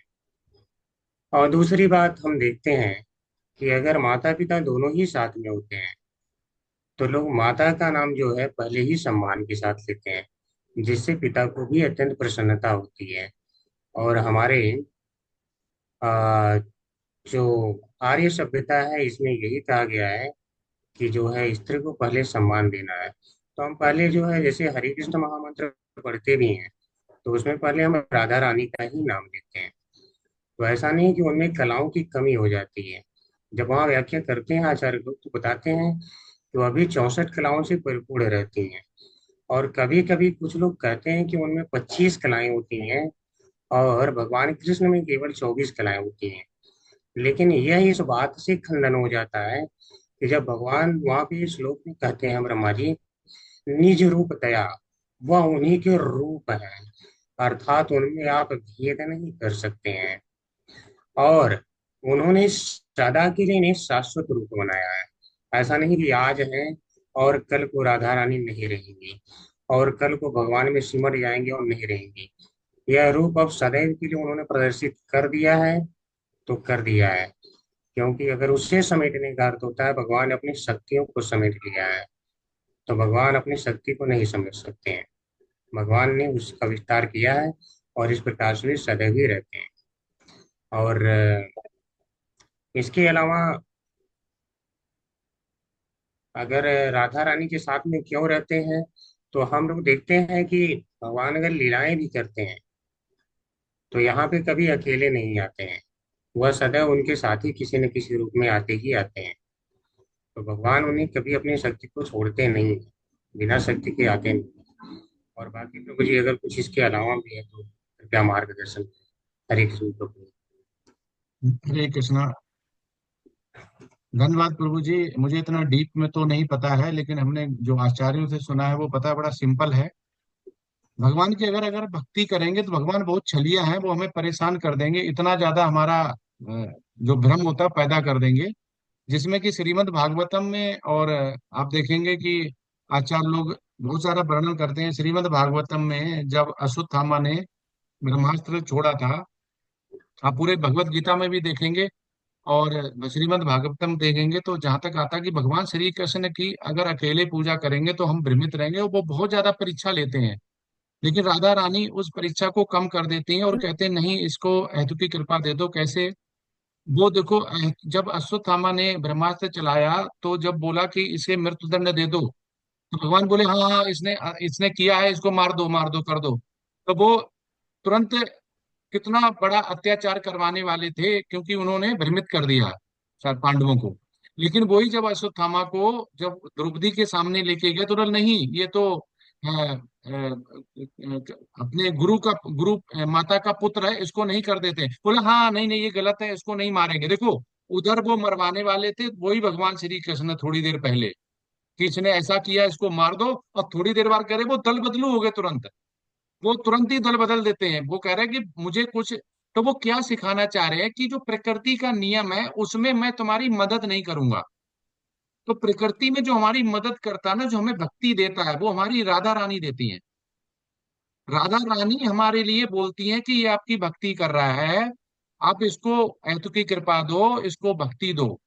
भगवान श्री कृष्ण से डायरेक्ट उसको पुष्ट मार्ग बोलते हैं। हमारे गुरु महाराज बोलते हैं, हमारे गुरु महाराज मतलब मेरे गुरु महाराज की बात कर रहा हूँ, किसी के और भी हो सकते हैं इसलिए कह रहे हैं। हमारे गुरु महाराज बोलते हैं भगवान श्री कृष्ण को अकेले के करने मतलब पुष्ट मार्ग बोला जाता है। पुष्ट मार्ग कि हमें भगवान से जो मैंने सोचा वही चाहिए, भले उसमें भक्ति नहीं हो। क्योंकि डायरेक्ट भगवान से हम कर रहे हैं तो हो सकता है हम भक्ति से विमुख भी हो जाएं। लेकिन जब राधा रानी के द्वारा हम मांगते हैं तो राधा रानी उसमें मदद करती, तो हमें भक्ति पहले मिलती है, पुष्टि बाद में मिलती है। लेकिन भगवान से करेंगे तो भगवान बहुत परीक्षा लेंगे, जो भक्ति बहुत पहले मिलने वाली होती है। तो जो अभी हमने बोला था कि माता की बुद्धिमान नहीं बोली जाती, यहाँ पे रख देते हैं कि माता हमारी इतनी कोमल हृदय की है, इतनी मदद करती है। तो आचार्य लोग बोलते हैं इसीलिए अर्च विग्रह हमेशा हमारे राधा रानी के साथ रखे जाते हैं, कि जब भी हम मंदिर में जाएं, हम जब भी जाएं तो हमारी राधा रानी बोले देखो आपका बालक आ गया, आप इसकी हेल्प करो। ये भक्ति में मंदिर में तो आया है, कम से कम चलो आपका संकीर्तन नहीं कर पा रहा है लेकिन आपके दर्शन तो किए हैं। तो ऐसे आचार्य लोग बताते हैं कि ये आप श्रीमद् भागवतम भगवत गीता में देखेंगे कि भगवान से डायरेक्ट जिसने किया, देखो पूरे भगवत गीता में राधा रानी नहीं है तो पांडवों का क्या हुआ हाल, क्या उनको कष्ट नहीं सहने पड़े? ठीक है। लेकिन जो जो गोपिकाएं राधा रानी के साथ रही, वो उनको इतना कष्ट नहीं मिला। तो भगवान अकेले जब होते हैं तो परीक्षा बहुत ज्यादा लेते हैं, बहुत ज्यादा भ्रमित करते हैं।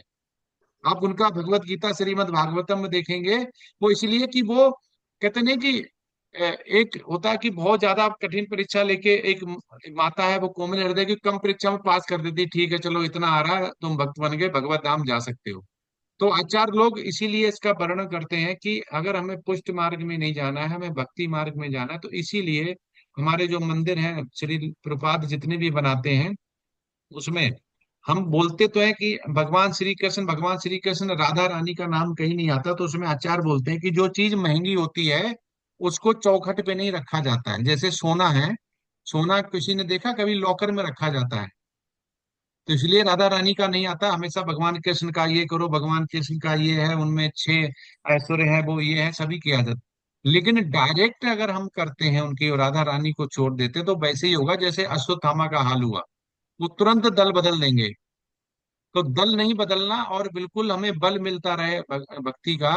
तो उसमें राधा रानी के अर्च वगैरह के साथ अगर हम भगवान की सेवा करते हैं तो राधा रानी हमें भक्ति में उठाने के लिए हमारा बहुत सहयोग करती है। और पूरा ही जो कहते हैं कि अप्रिशिएट करके और रिकमेंडेशन देती हैं कि ये भक्ति लायक है, और इसको भक्ति भगवत धाम जाने के लिए जो भी है सतोगुण शुद्ध सतोगुण में इसको भक्ति मिलनी चाहिए, ऐसा ये आचार्य लोग बोलते हैं। इसलिए ये मैंने चैप्टर 2 से इसका पूछा, क्योंकि ऐश्वर्य और 6 ऐश्वर्य की बात आई इसमें आई, तो हम कभी कभी क्या होता है भगवान कृष्ण की तरफ ही हमारा झुकाव हो जाता है, ऐसा नहीं।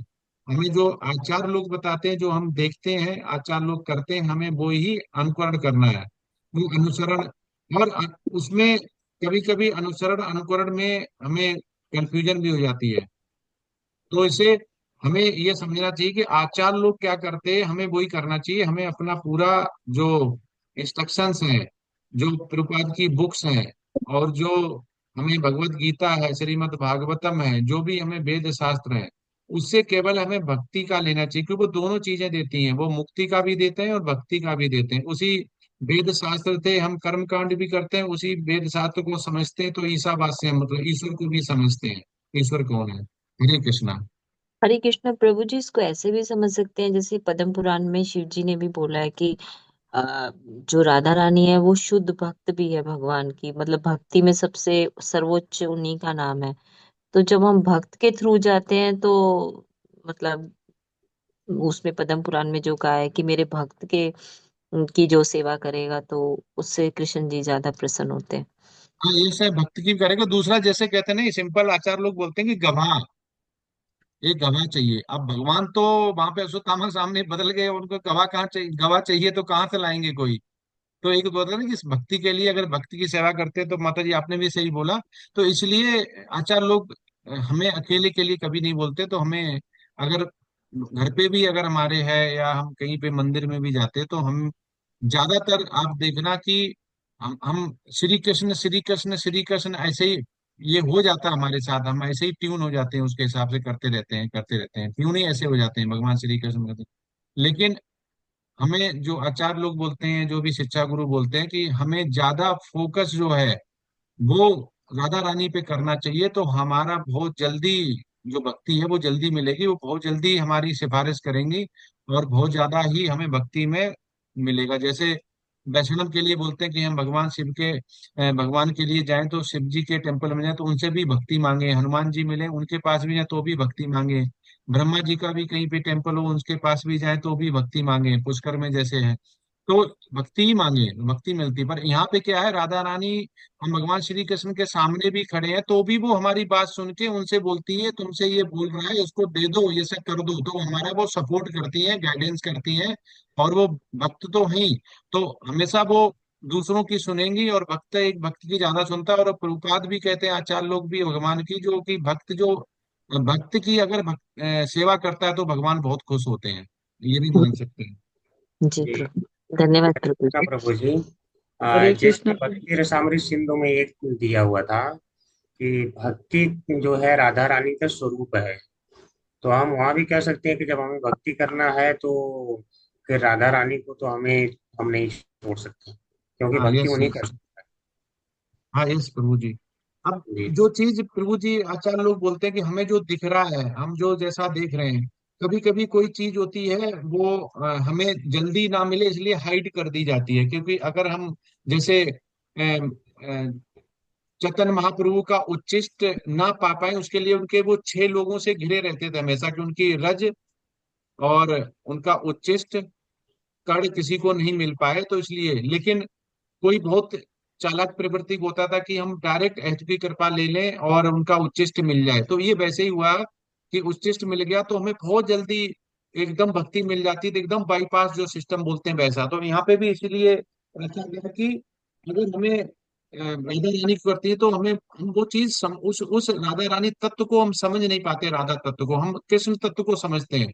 तो कृष्ण तत्व को समझते हैं तो हमारे लिए भगवान परीक्षाएं बहुत लेता है, बहुत कठिन हो जाता है। इसलिए हमें आचार्य द्वारा समझना पड़ेगा कि अगर राधा तत्व को समझते हैं और राधा तत्व को करते हैं, हम दोनों की करते हैं, तो राधा रानी हमारे उस भक्त भाव को, जो आपने बोला सही बोला, उस भक्त भाव को जागृत करते हैं। तो हमें मिलता तो राधा रानी को है, लेकिन हम समझते हैं कि हमें हमें अब भगवान के द्वारा मिल रहा है, भगवान के द्वारा, क्योंकि वो लगातार ही उसको हमारे हमारे लिए प्रोग्रेसिव बनाती है, हमारे लिए सपोर्ट करती है, हमारे लिए बोलती है। इसलिए वो पास में खड़ी हुई वो देखती हैं, और उनको बताती हैं, जैसे गवाह होता वैसे। तो ये आचार्य लोग इसको सिंप्लीफाई करते हैं।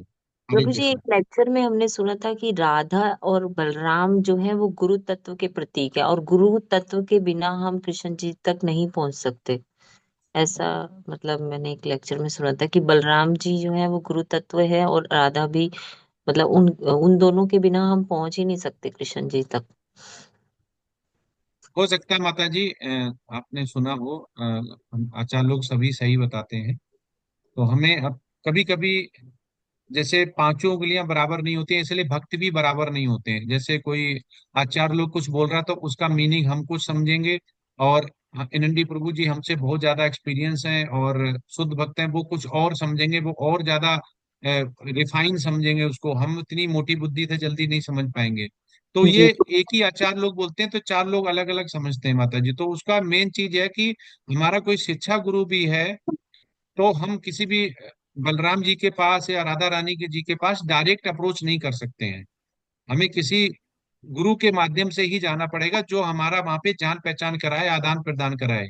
तो हम किसी भी तत्व को समझे, क्योंकि डायरेक्ट हम नहीं कर सकते हैं। तो हम बलराम जी के पास डायरेक्ट नहीं जा सकते, राधा रानी जी के पास डायरेक्ट नहीं जा सकते। हमें किसी गुरु तत्व के साम जाना पड़ेगा, जो उस महत्व को समझा पाए, जो हमें, जैसे श्री उपनिषद में जितने भी है, उपदेशामृत में, जो उसमें यही समझाया गया है कि भक्ति करनी है तो करनी कैसे है।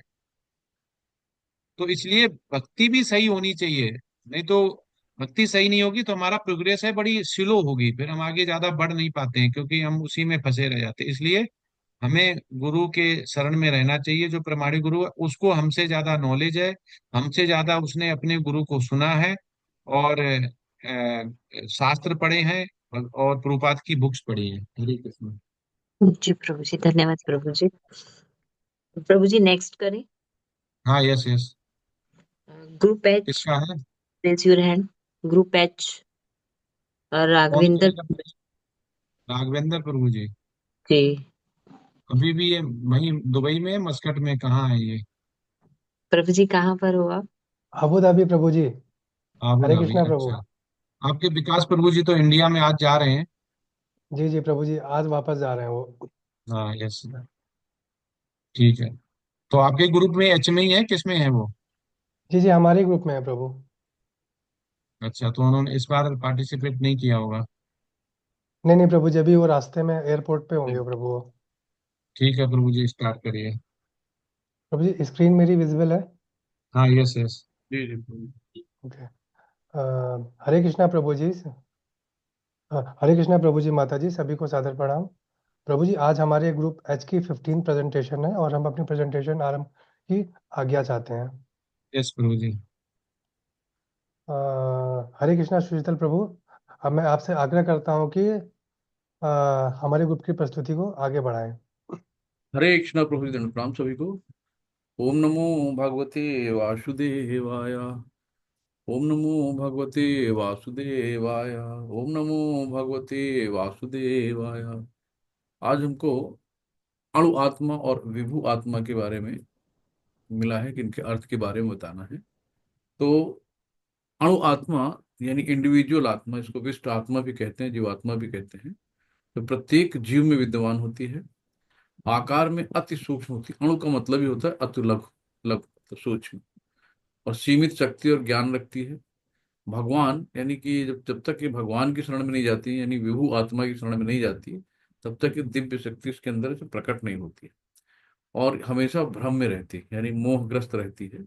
ये अणु आत्मा के बारे में है। और विभु आत्मा यानी कि सुपर सोल है, परमात्मा भगवान को कहते हैं।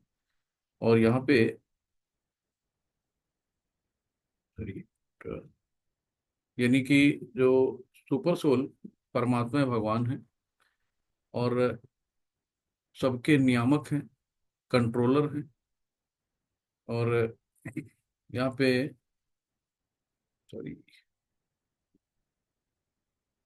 सर्वव्यापी हैं, सर्वत्र हैं, और अनंत ज्ञान वाले हैं। शक्ति अनंत है, अनंत चेतना से युक्त हैं।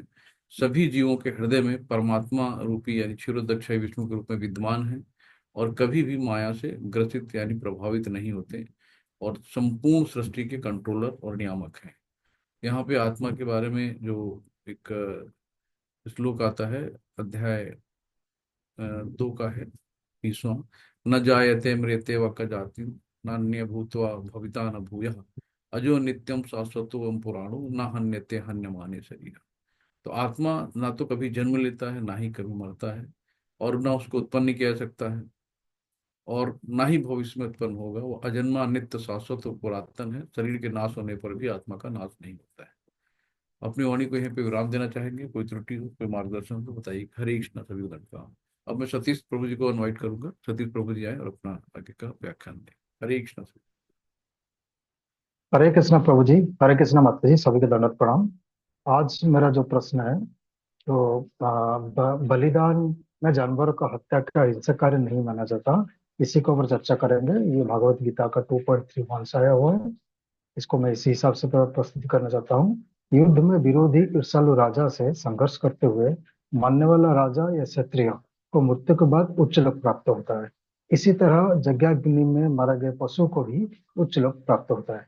अतः धर्म के लिए युद्ध में वध करना तथा यज्ञ की अग्नि के लिए पशुओं के वध करना हिंसक कार्य नहीं माना जाता, क्योंकि इसमें निहित धर्म के कारण यज्ञ में बलि दिए गए पशु को एक स्वरूप से दूसरे में बिना विकास प्रक्रिया के ही तुरंत मनुष्य का शरीर प्राप्त हो जाता है। इसी के साथ मैं अपना प्रस्तुति को विराम देता हूँ, और आगे का जो प्रश्न है वो विकास प्रभु जी का है। प्रभु जी किसी कारणवश अनुपस्थित सेवा में ले रहा हूँ। उनका, विकास प्रभु जी का जो प्रश्न था, क्षत्रिय शब्द का अर्थ क्या है, इसको इस हिसाब से मैं बताना चाहता हूँ। समाज प्रशासन के 4 वर्णों में से अच्छे प्रशासन के लिए दूसरा वर्ण क्षत्रिय कहलाता है। क्षत का अर्थ होता है कष्ट पहुंचाना, त्रायते का अर्थ होता है रक्षा करना। जो कष्ट से रक्षा करता है उसे क्षत्रिय कहते हैं। क्षत्रियों को चुनौती देने और मारने के लिए विशेष रूप से प्रशिक्षण किया जाता है, क्योंकि धार्मिक हिंसा कभी कभी एक आवश्यक कारक होती है। इसलिए क्षत्रियों को कभी भी संन्यास या त्याग के आदेश को सीधे स्वीकार करने के लिए नहीं बनाया जाता है। इसी के साथ मैं अपना प्रस्तुति को विराम देता हूँ, और कोई त्रुटि हो तो क्षमा प्रार्थी हूँ, और आगे के मार्गदर्शन के लिए अपेक्षा हूँ। और मैं आगे का प्रस्तुति के लिए रीता माता जी को आमंत्रित करता हूँ। हरे कृष्णा, सभी दंडवत प्रणाम। हरे कृष्ण प्रभु जी, हरे कृष्ण माता जी, सभी को सादर प्रणाम। मेरा प्रश्न है, स्वधर्म का क्या अर्थ है और स्वधर्म के 2 प्रकार क्या है? 2.31 से। स्वधर्म का अर्थ है स्वयं के धर्म, यानी अपने कर्तव्य को पूरे निष्ठा, ईमानदारी तथा धार्मिकता से निभाना, जैसे ब्राह्मण, क्षत्रिय, वैश्य तथा शूद्र। ये चारों वर्णों का अपना अपना कर्तव्य है, उन्हें अच्छी तरह से निभाना।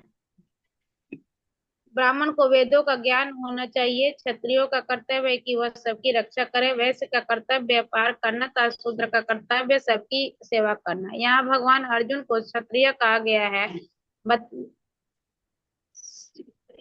यहाँ भगवान अर्जुन को क्षत्रिय का कर्तव्य बताते हैं कि उसके लिए युद्ध करने से बढ़कर कोई अन्य कार्य नहीं है। स्वधर्म के 2 प्रकार है, मुक्त आत्मा और अध्यात्म बुद्धि। जब तक मनुष्य अपनी भौतिक आसक्ति से मुक्त नहीं हो जाता, तब तक वह मुक्ति प्राप्त करने के लिए धर्म के अनुसार कोई न कोई कार्य करता रहता है। परंतु जब वह इन आसक्तियों से मुक्त हो जाता है तो उसका स्वधर्म यानी कर्तव्य आध्यात्मिक हो जाता है और अध्यात्म बुद्धि में नहीं रहता। अब मैं अपने वाणी को यही विराम देती हूँ। जो भी त्रुटि उसे क्षमा करके आगे का मार्गदर्शन करेंगे। और अगली प्रस्तुति के लिए मैं रमेश प्रभु जी को आमंत्रित करती हूँ। हरे कृष्ण।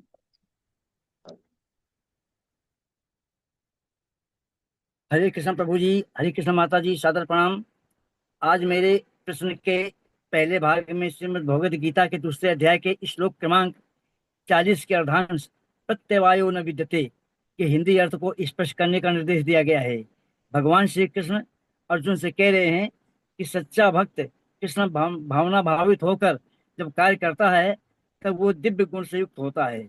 इस प्रकार के प्रयास में न कोई हानि होती है न ह्रास, अपितु इस मार्ग पर की गई थोड़ी सी भी प्रगति बड़े से बड़े भय से रक्षा करती है। इस प्रकार के प्रयास में न कोई बाधा आती है और न ही इसका विनाश होता है।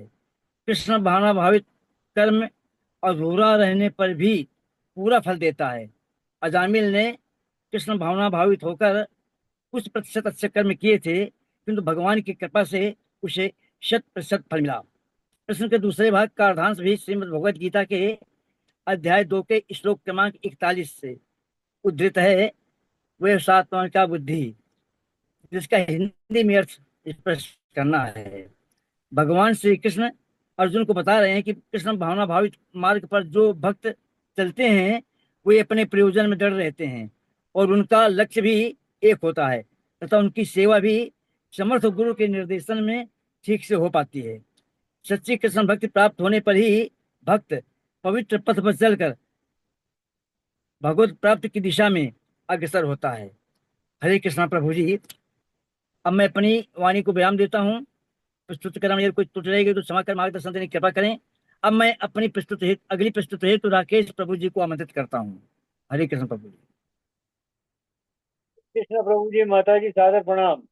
आज के कार्यक्रम की प्रस्तुति में मुझे आवंटित किए गए विषय वेद अधिकतर किससे संबंधित है के संदर्भ में चर्चा करना है, जिसके मुख्य बिंदु इस प्रकार हैं। पहला है भव बंधन से मुक्ति, दूसरा है दिव्य अवस्था की प्राप्ति और तीसरा है जीवन का शुभारंभ। वेदों में मुख्यतः सकाम कर्मों का वर्णन है, जिससे सामान्य जन इंद्रिय तृप्ति से ऊपर उठकर आध्यात्मिक धरातल तक पहुंच सके। इसी भौतिक जगत के सारे प्राणी अपने अस्तित्व के लिए कठिन संघर्ष करते हैं। इसके लिए भगवान ने इस भौतिक जगत की सृष्टि करने के बाद वैदिक ज्ञान प्रदान किया है, जो जीवन यापन और भव बंधन से छूटने का उपदेश देता है। जब इंद्रिय तृप्ति के कार्य और कर्म कांड समाप्त हो जाते हैं तो उपनिषदों के रूप में भगवान साक्षात्कार का अवसर प्रदान करते हैं। ये उपनिषद वेदों के अंश हैं। इसी प्रकार जैसे भगवद गीता पंचवेद महाभारत का अंग है, उपनिषद से आध्यात्मिक जीवन का शुभारंभ होता है। मनुष्य को चाहिए कि सुख दुख या शीत ग्रीष्म जैसी अवस्था का सहन करना सीखे। इससे हानि लाभ की चिंता से मुक्त हो जाता है। जब मनुष्य कृष्ण की इस इच्छाओं पर पूर्णतः आश्रित रहता है तो वो दिव्य अवस्था को प्राप्त करता है। हरे कृष्णा प्रभु जी, माता जी। अब मैं अपनी वाणी को विराम देता हूँ और किसी भी प्रकार की त्रुटि के लिए मैं क्षमा प्रार्थी हूँ। और अब मैं राधा वृंदेश्वरी माता जी से निवेदन करता हूँ कि अपनी प्रस्तुति आरंभ करें। हरे कृष्णा प्रभु जी। हरे कृष्णा प्रभु जी, माता जी। सभी को सादर प्रणाम। मेरा प्रश्न है, वैदिक संस्कृति के उद्देश्य की सबसे अच्छी पूर्ति कैसे होती है? आत्मज्ञान ही वेदों का सार है। वेदों का मुख्य उद्देश्य यह जानना है कि हम शरीर नहीं बल्कि शुद्ध आत्मा है। ज्ञान से युक्त व्यक्ति को कर्मकांड की आवश्यकता नहीं होती, क्योंकि उसको यह समझ आता है कि आत्मा और परमात्मा को ज्ञान प्राप्त कर लेता है तो उसे बाहर यज्ञ पूजा आदि कर्मकांडों को ये सब की विशेष आवश्यकता नहीं रहती। वेदों का उद्देश्य भगवान को जानना है। वेदों का उद्देश्य ये है कि हमें ये समझना है कि भगवान श्री कृष्ण ही आदि पुरुष हैं। केवल मंत्र नहीं, उनके भाव को समझना जरूरी है। वेदों के मंत्रों का उच्चारण तभी सार्थक होता है अर्थ और भाव को अच्छे से समझ सकते हैं। भक्ति ही वेदों की पूर्णता है। वेद हमें ज्ञान और भक्ति दोनों की ओर ले जाते हैं, लेकिन अंत में केवल भक्ति ही स्थायी समाधान है। कृष्ण भावनामृत ही वैदिक संस्कृति की आत्मा है। जैसे कि श्रील प्रभुपाद ने बताया कि श्री कृष्ण की भक्ति करना ही वेदों के सबसे श्रेष्ठ उपलब्धि है। यही वैदिक जीवन की पूर्णता है। वैदिक संस्कृति की सबसे उत्तम पूर्ति तब होती है जब व्यक्ति आत्मा परमात्मा के वास्तविक ज्ञान को प्राप्त कर लेता है और भगवान श्री कृष्ण की निष्काम भक्ति में जीवन अर्पित करता है। मैंने पूरी कोशिश की कि मैं अपने प्रश्न के उत्तर दे सकूं। कहीं पर कोई त्रुटि हुई हो तो मुझे क्षमा करे। अगले प्रस्तुति के लिए मैं राघवेंद्र प्रभु जी को आमंत्रित करती हूँ। हरि बोल। हरे कृष्णा प्रभु जी, माता जी। सभी को सादर प्रणाम। प्रभु जी, आज का मेरा प्रश्न भगवत गीता 2.4 से है। प्रज्ञा शब्द का अर्थ क्या है? प्रज्ञा शब्द इस श्लोक के स्थित प्रज्ञा शब्द से लिया गया है, जिसका अर्थ है अध्यात्म में लीन व्यक्ति। प्रज्ञा का अर्थ है कि वह दिव्य बुद्धि जो विषयों की आसक्ति से मुक्त होकर केवल आत्मा और भगवान के साक्षात्कार में स्थित रहती है। स्थिर प्रज्ञ मनुष्य व्यक्ति का प्रमुख लक्षण यह है कि वह केवल कृष्ण तथा उन्हीं से संबंधित बातें बोलता है।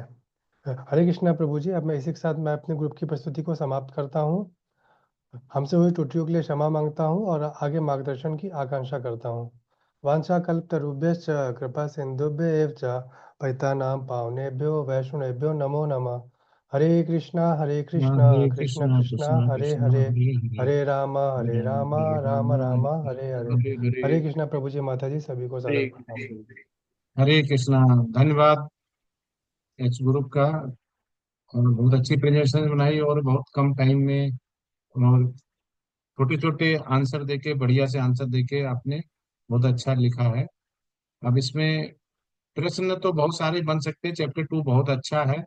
इसमें दो तीन ही प्रश्न है, अगर आप समझा होगा तो उसको आप बता सकते हैं कि जैसे इसमें स्वधर्म आया तो स्वधर्म क्या है और कितने प्रकार के होते हैं, इसमें ये आया। तो दूसरा, अगर हम देखें तो वेदों से हमें क्या सीखने को मिलता है, वेद में हम क्या सीखते हैं। अभी अगर हम माने कि हमने वेद पढ़ लिए तो उससे हम क्या सीख सकते हैं। और जो आध्यात्मिक हम कहते हैं ना कि हमारा पतन हो सकता है, तो पतन के कितने चरण हैं और वो चरण क्या है, ये तीन प्रश्न है।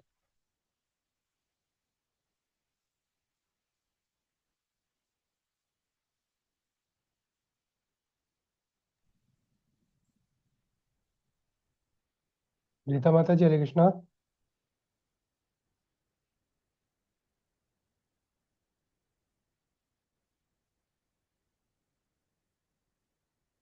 हरे हरे कृष्णा। कृष्ण प्रभु जी। प्रभु जी, स्वधर्म का अर्थ हुआ कि मैंने अपना अपना धर्म, जैसे सबके सबकी अपनी अपनी धर्म होती है, इसमें भगवान सबके धर्म के बारे में बताते हैं कि विशेष करके यहाँ क्षत्रिय का धर्म अर्जुन को बताते हैं कि उनका कर्तव्य क्या होता है, कि हाँ वो मैंने युद्ध करे, इससे बढ़कर दूसरा कोई कर्तव्य नहीं होता है। ब्राह्मणों का कर्तव्य है कि हाँ उनके लिए मैंने वेदों का ज्ञान होना चाहिए।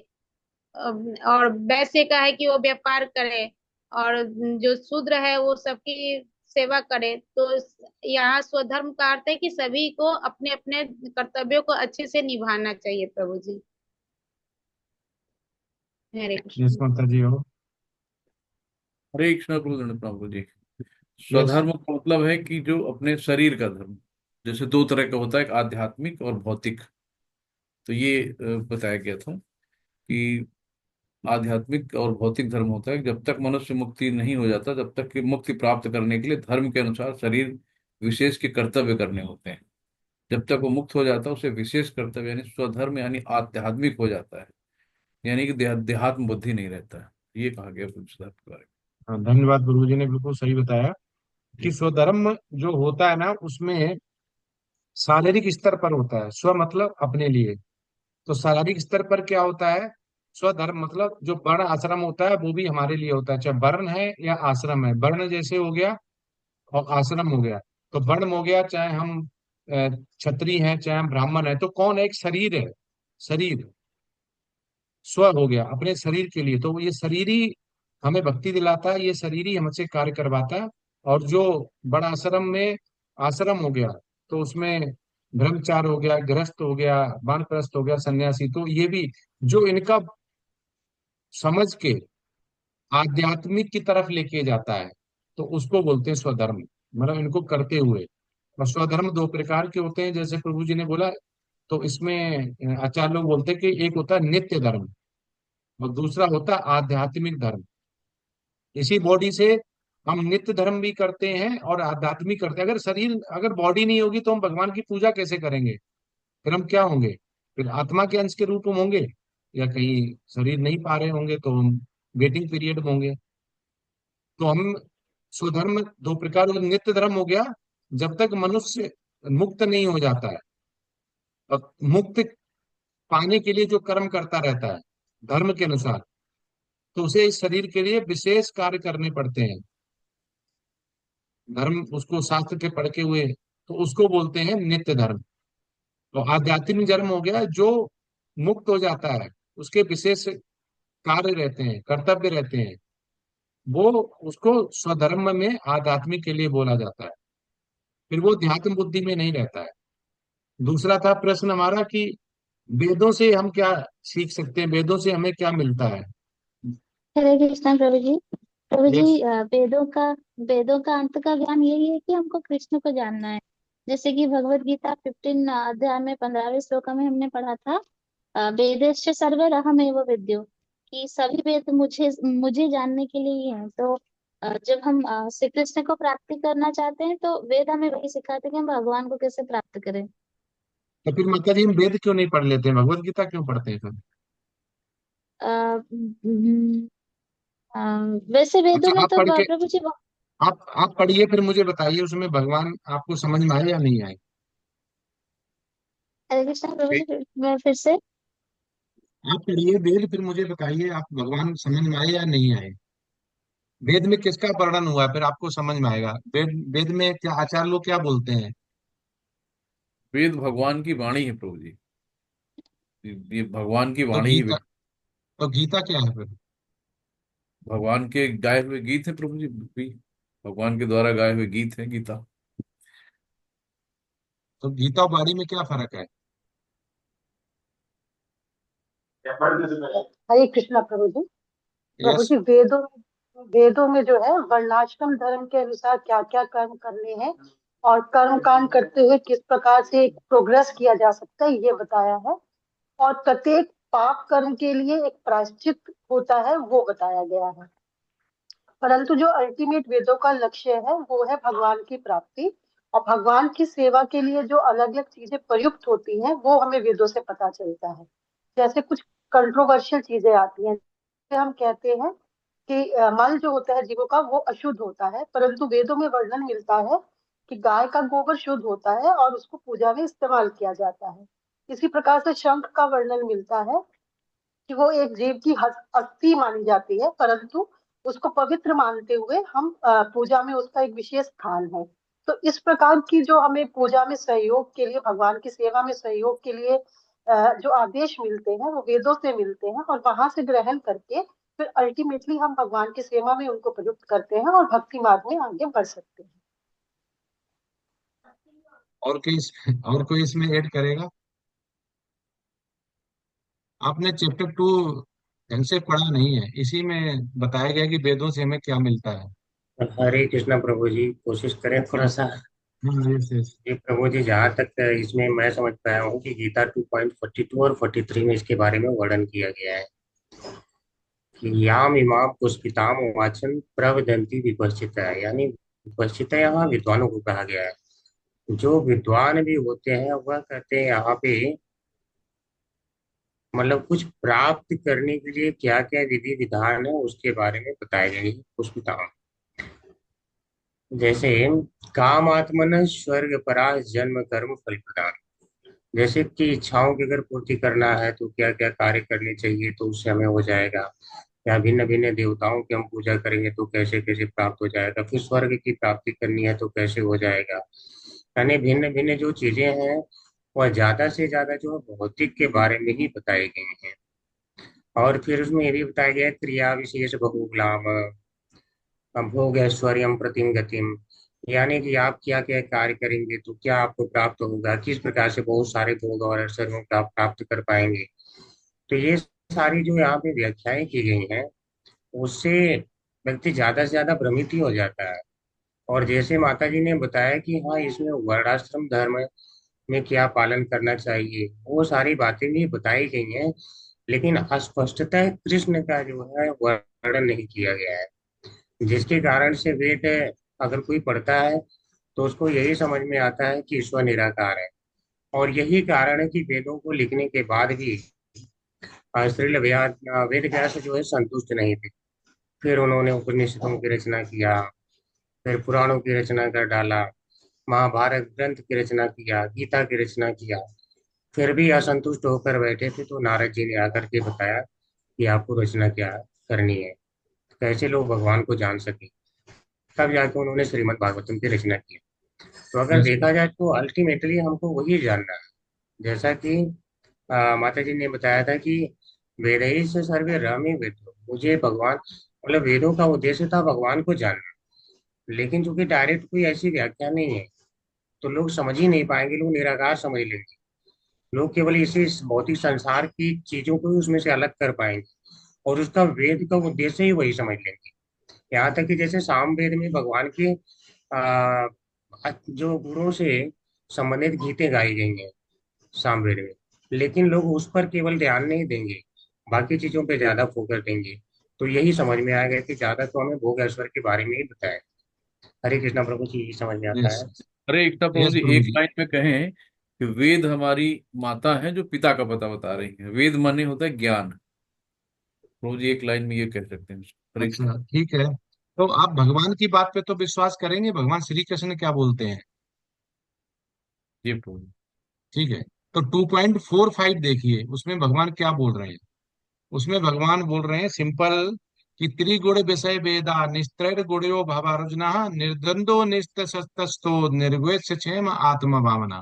तो भगवान खुद ही बोल दिया कि हे अर्जुन, जो वेद है वो केवल प्रकृति के 3 गुणों के बारे में बताते हैं। तभी कह रहे हैं भगवान अकेला पूजा कर रहे हैं, मतलब वो फंसाने वाला काम करते हैं हमेशा।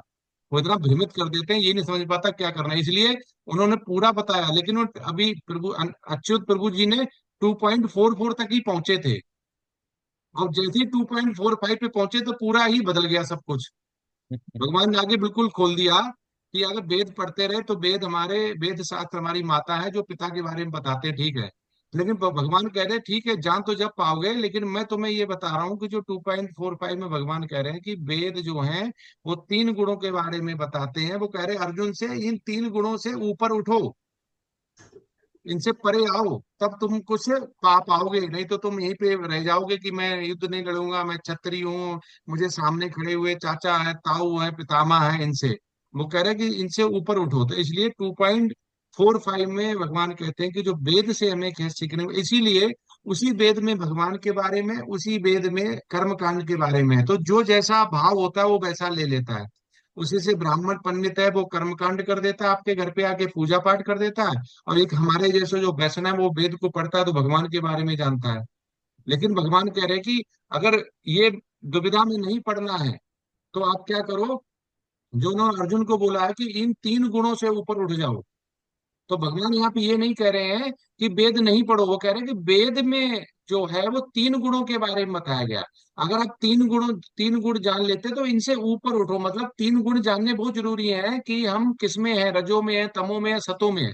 पर हमें सतोगुण तक कुछ नहीं मिलेगा। सतोगुण तक हमें क्या मिलेगा, हमें हमें बहुत ज्यादा उच्च लोका मिलेंगे। उससे क्या करना हमें, हमें तो भी उससे ऊपर जाना है। तो इसलिए कह रहे हैं 3 गुणों से ऊपर उठो जो आपने हमने वेदों से समझे हैं। मतलब हमें शुद्ध सतोगुण में जाना है, और शुद्ध सतोगुण में रहते हुए जब भगवान की हम सेवा करेंगे तो भगवान के धाम का द्वार खुलेगा। तो इसलिए वो कह रहे हैं कि सारी जो तुम्हारे अंदर दुविधाएं चल रही, द्वंद चल रहे हैं, उन सबको तुम छोड़ दो और मेरी शरण में आ जाओ। मैं तुम्हें मुक्त कर दूंगा, मुक्ति का मार्ग दिखाऊंगा। तो इसलिए यहाँ पे ये बताया गया है।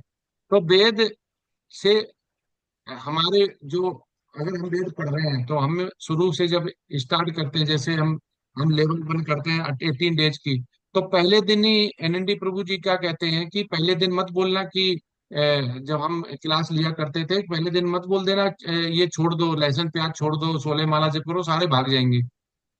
ठीक है कि ये क्या कर दिया, हमारा तो स्वाद ही चला गया, ये क्या इस्कॉन वाले बता रहे हैं।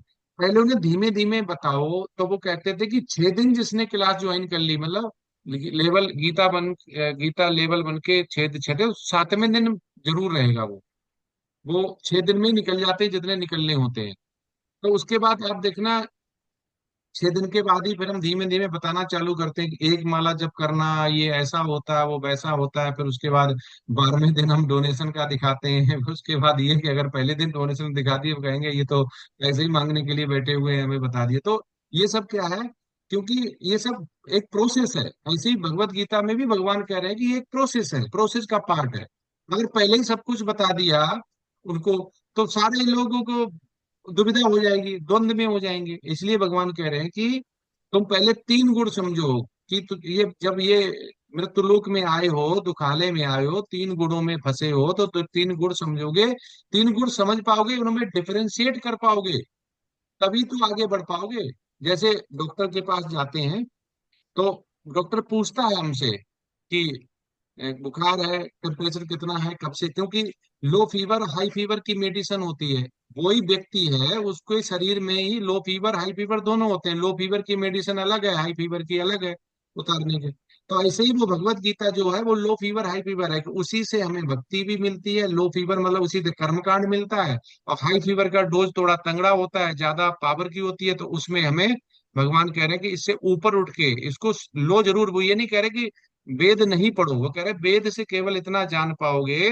अगर आपको आंखें नहीं खुली, आप भगवान को नहीं समझ पाए, तो ये समझ पाओगे कि इसमें 3 गुणों के बारे में बताया गया। जैसे ईशावास्यम बोलते हैं, ठीक है, ईश्वर के बारे में नहीं समझ पाएंगे। लेकिन वो कह रहे हैं कि जब इससे ऊपर उठ रहे हो तब सोचोगे इससे ऊपर है क्या। 3 गुण तो हमने पढ़ लिए, भगवान बारे में हमने जान लिया, इससे ऊपर भी क्या है। फिर इससे ऊपर आता है शुद्ध सतोगुण। तो शुद्ध सतोगुण में कैसे जाना, तो पहले जो लेवल है नीचे से ऊपर पढ़ना पड़ेगा। तमोगुण से रजोगुण, रजोगुण से सतोगुण, सतोगुण से शुद्ध, और शुद्ध सतोगुण में लगातार रहेंगे बहुत टाइम तक। तब हम भगवान के थोड़े नजदीक जाएंगे, प्रेमा भक्ति बढ़ेगी, प्रेमा भक्ति बढ़ेगी तो भगवान एक्सेप्ट करेगा, राधा रानी हमारी मदद करेंगी, हमारे सिफारिश करेंगे, फिर ऐसे करके हम भक्ति के ये बहुत लंबा प्रोसेस है। इतना इजी नहीं है जितना हमें लगता है, ये बहुत ही ज्यादा इसमें एक बनाएगी। जितना जितना हम आगे बढ़ते हैं, तो जैसे हम क्लास 5th करते हैं थोड़ी आसान होती है, फिर हम 6th जाते हैं, 7th 10th जाते हैं, बोर्ड का एग्जाम होता है, प्री बोर्ड का एग्जाम होता है, फिर 12th जाते हैं, फिर इंजीनियरिंग का, नीट का हो गया, जेई का हो गया, ये AIEEE हो गया। तो ये जितने जितने हम आगे बढ़ते जाते हैं उतने उतने हमारा टफ होता जाता है। तो ऐसे ही यहाँ पे है, तो जितना जितना हम आगे बढ़ते जाएंगे, भगवान को समझते जाएंगे, उतना टफ हमारे लिए होता जाएगा। जी प्रभु जी। पंचम हरे वेद कृष्ण। कहा गया, भगवत गीता पंचम वेद महाभारत का एक अंग है। हाँ, गीता यस। पंचम वेद कहा गया। क्योंकि महाभारत से ही आप देखेंगे कि भगवत गीता है, महाभारत का ही पार्ट है ये। भगवत गीता कोई अलग से नहीं है, उसी में है, इसलिए उसको ये बोला गया कि उसको भी वेद जैसा समझा गया। लेकिन अगर आप भगवत गीता निकाल दो, फिर उसमें क्या है, अब देखा जाए फिर महाभारत में क्या है। कहते नहीं घर में महाभारत हो रही है, यही बोलते ना, घर में महाभारत होगी। फिर वही वाला है कि भगवत गीता निकाल दो, फिर उसमें वही दिखाई देगा कि ये चल रहा है, वो चल रहा है, इन्होंने ये बोला, उसने ये बोला, ये। अब जैसे अभी बात हो रही थी एक वृंदावन के आचार्य से, काफी सीनियर बैचलर है, कि लोग क्या समझते हैं सीरियल से देख के। वो सही बता रहे थे घटना, जो हम पढ़ते नहीं, कि युद्ध इसलिए हुआ क्योंकि जब वो दुर्योधन गया इंद्रप्रस्थ, तब वो इतना ज्यादा भयभीत हो गया, और इतना ज्यादा उसकी इंद्रप्रस्थ की जो सुख सुविधाएं और वैभवशाली देखे कि, और उसकी जो आर्किटेक्चर था वो समझ नहीं पाया। जहाँ पानी है वहां पे पत्थर दिखाई देता, जहाँ पत्थर था पानी, वो गिर गया। अब मंदोदरी ने हंस दिया, और उसलिए उसने बदला लिया। ठीक है। तो आचार्य लोग बोलते हैं किसी भी वेद शास्त्र में, महाभारत में कहीं भी जिक्र नहीं है, क्योंकि मंदोदरी ने ये बोला हो कि अंधे का पुत्र अंधा ही होता है, कहीं पे भी नहीं है। प्रभु लेकिन जी हम क्या करते मंदोदरी हैं। नहीं, प्रभु जी द्रौपदी यस। जिनका नाम था, द्रौपदी प्रभु जी हाँ हाँ मंदोदरी नहीं। द्रौपदी। हाँ, मैं मंदोदरी बोल गया क्या। हाँ द्रौपदी द्रौपदी द्रौपदी। द्रौपदी ठीक। हाँ, द्रौपदी द्रौपदी जी ने कहीं पे भी नहीं बोला है कि अंधे का पुत्र अंधा ही होता है, इसीलिए युद्ध हुआ। लेकिन हम कितना भ्रम पाल लेते हैं। हम सीरियल देख लिया, जो सीरियल देख लिया, फिर हमने वेद शास्त्र पढ़े नहीं, किसी हमने गुरु को सुना नहीं, तो हम वही लेके चलते रहते हैं कि उन्होंने ये बोला इसीलिए युद्ध हुआ। ऐसा नहीं है। हम जब वेद शास्त्र पढ़ते हैं तो ये इसलिए, महाभारत जो है वो अपना अलग है, भगवत गीता वो अलग है, इसीलिए इसको पंचम वेद हो गया। लेकिन भगवान जो बोल रहे हैं हमें उस पे विश्वास करना चाहिए। भगवान ने जो बोला है, अर्जुन के साथ जो वाणी की है, इसमें फिर हमें भक्ति मिल सकती है। और हमें, हमारा उद्देश्य क्या, हमारा उद्देश्य यही है कि हमें भक्ति ही करनी है। अब लास्ट प्रश्न था, उसके बाद एंड करते हैं, कि जो हमारा पतन होता है, तो पतन के कितने चरण हैं, और वो चरण कैसे स्टार्ट होते हैं, कहाँ तक आते हैं।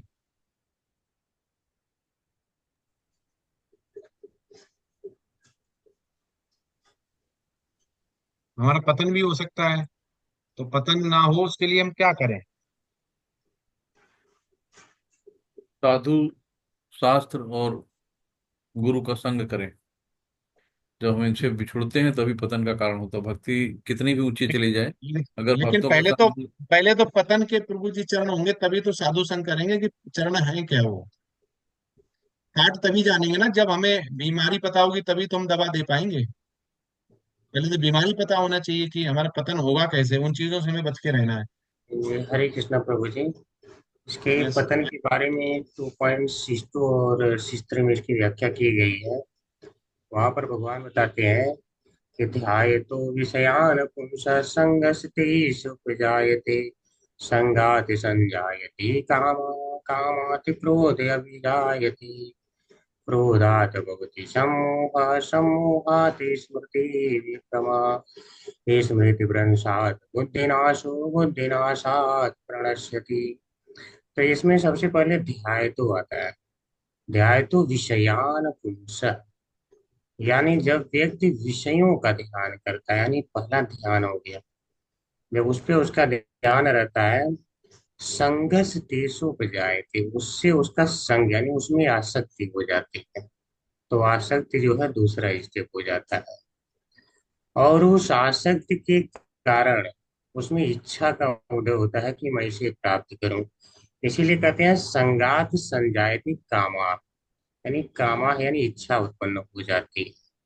अब यह तीसरा स्टेप हो जाता है।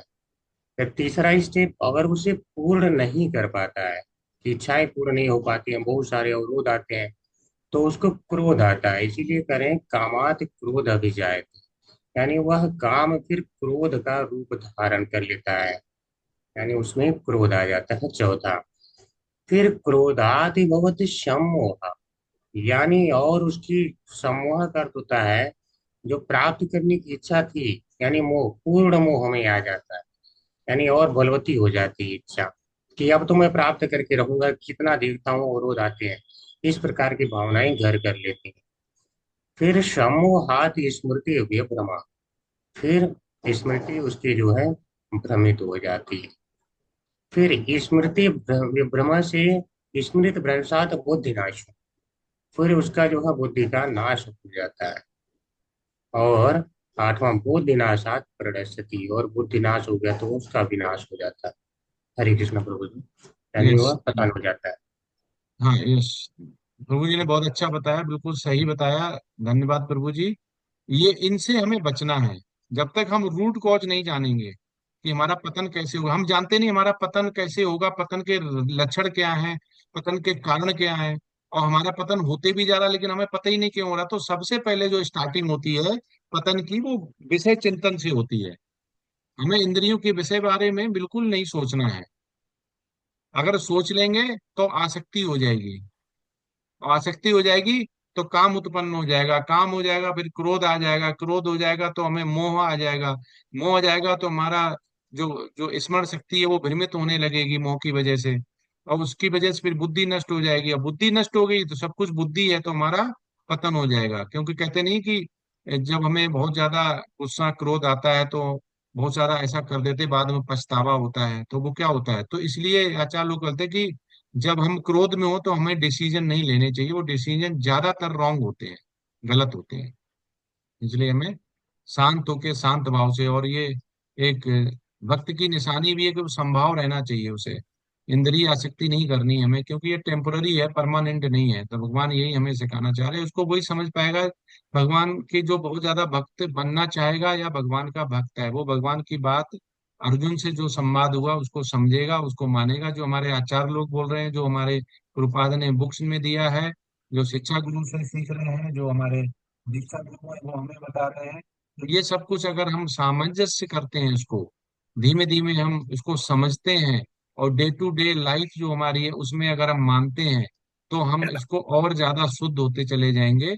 और शुद्ध होते जाएंगे तो हमें एक्सेप्ट किया जाएगा राधा रानी की तरफ से, सारे हमारे जो शुद्ध वैष्णव है उनकी तरफ से, और फिर उसके बाद हमारी प्रोग्रेस होती रहेगी। तो साधु संगा इसमें बहुत जरूरी है कि साधु संगा करते हुए, तो ये जो आठ के पतन के कारण है इनसे हमें बचना चाहिए। इंद्रिय आसक्ति ये हमें पता होना चाहिए कि इससे हम गिर सकते हैं, और ये इनमें नहीं पड़े और इनसे बच सकें तो हमें साधु संगा हो गया, हमें धाम सेवा हो गई, धाम में वासना हो, धाम में वास हो गया, ये हमें जरूर करने चाहिए। हरे कृष्णा।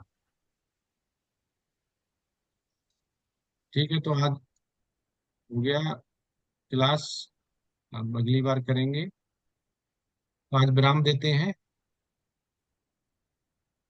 किसी का कोई प्रश्न हो तो पूछ सकते हैं। हर्षा माता जी ने हैंड रेज किया है। हरे कृष्ण प्रभु जी, सादर प्रणाम। यस माता जी। प्रभु जी, ग्रुप ए और एफ को थोड़ा कंफ्यूजन हो गया है। उनका लेवल खत्म हो रहा है, लेवल 4 की नहीं, तो थोड़ा आज या कल में उनको एक्सप्लेन कर दिया जाएगा। मे बी उनका लेवल 4 खत्म हो चुका है आज, ए और एफ का। पर एक बार अगर प्रेजेंटेशन एक एक्स्ट्रा देनी पड़ी तो थोड़ा तैयार रहे, क्योंकि पीछे ग्रुप्स भी बहुत कम है। सिर्फ 3 ही ग्रुप्स पीछे जा रहे हैं। सबके अभी लाइन से हर हफ्ते एक एक में खत्म होता जाएगा, 1 या 2 प्रेजेंटेशन में। तो पीछे आई जे के 3 ही ग्रुप्स बच रहे हैं। तो जब तक दूसरा ग्रुप 6-7 डिवोटीज आए तब तक थोड़ा कंटिन्यू करना चाहेंगे, अगर सब तैयार हैं ए और एफ ग्रुप के डिवोटीज। कर लेंगे माता जी, उनको कौन सा ट्रेन पकड़ के कहीं जाना है।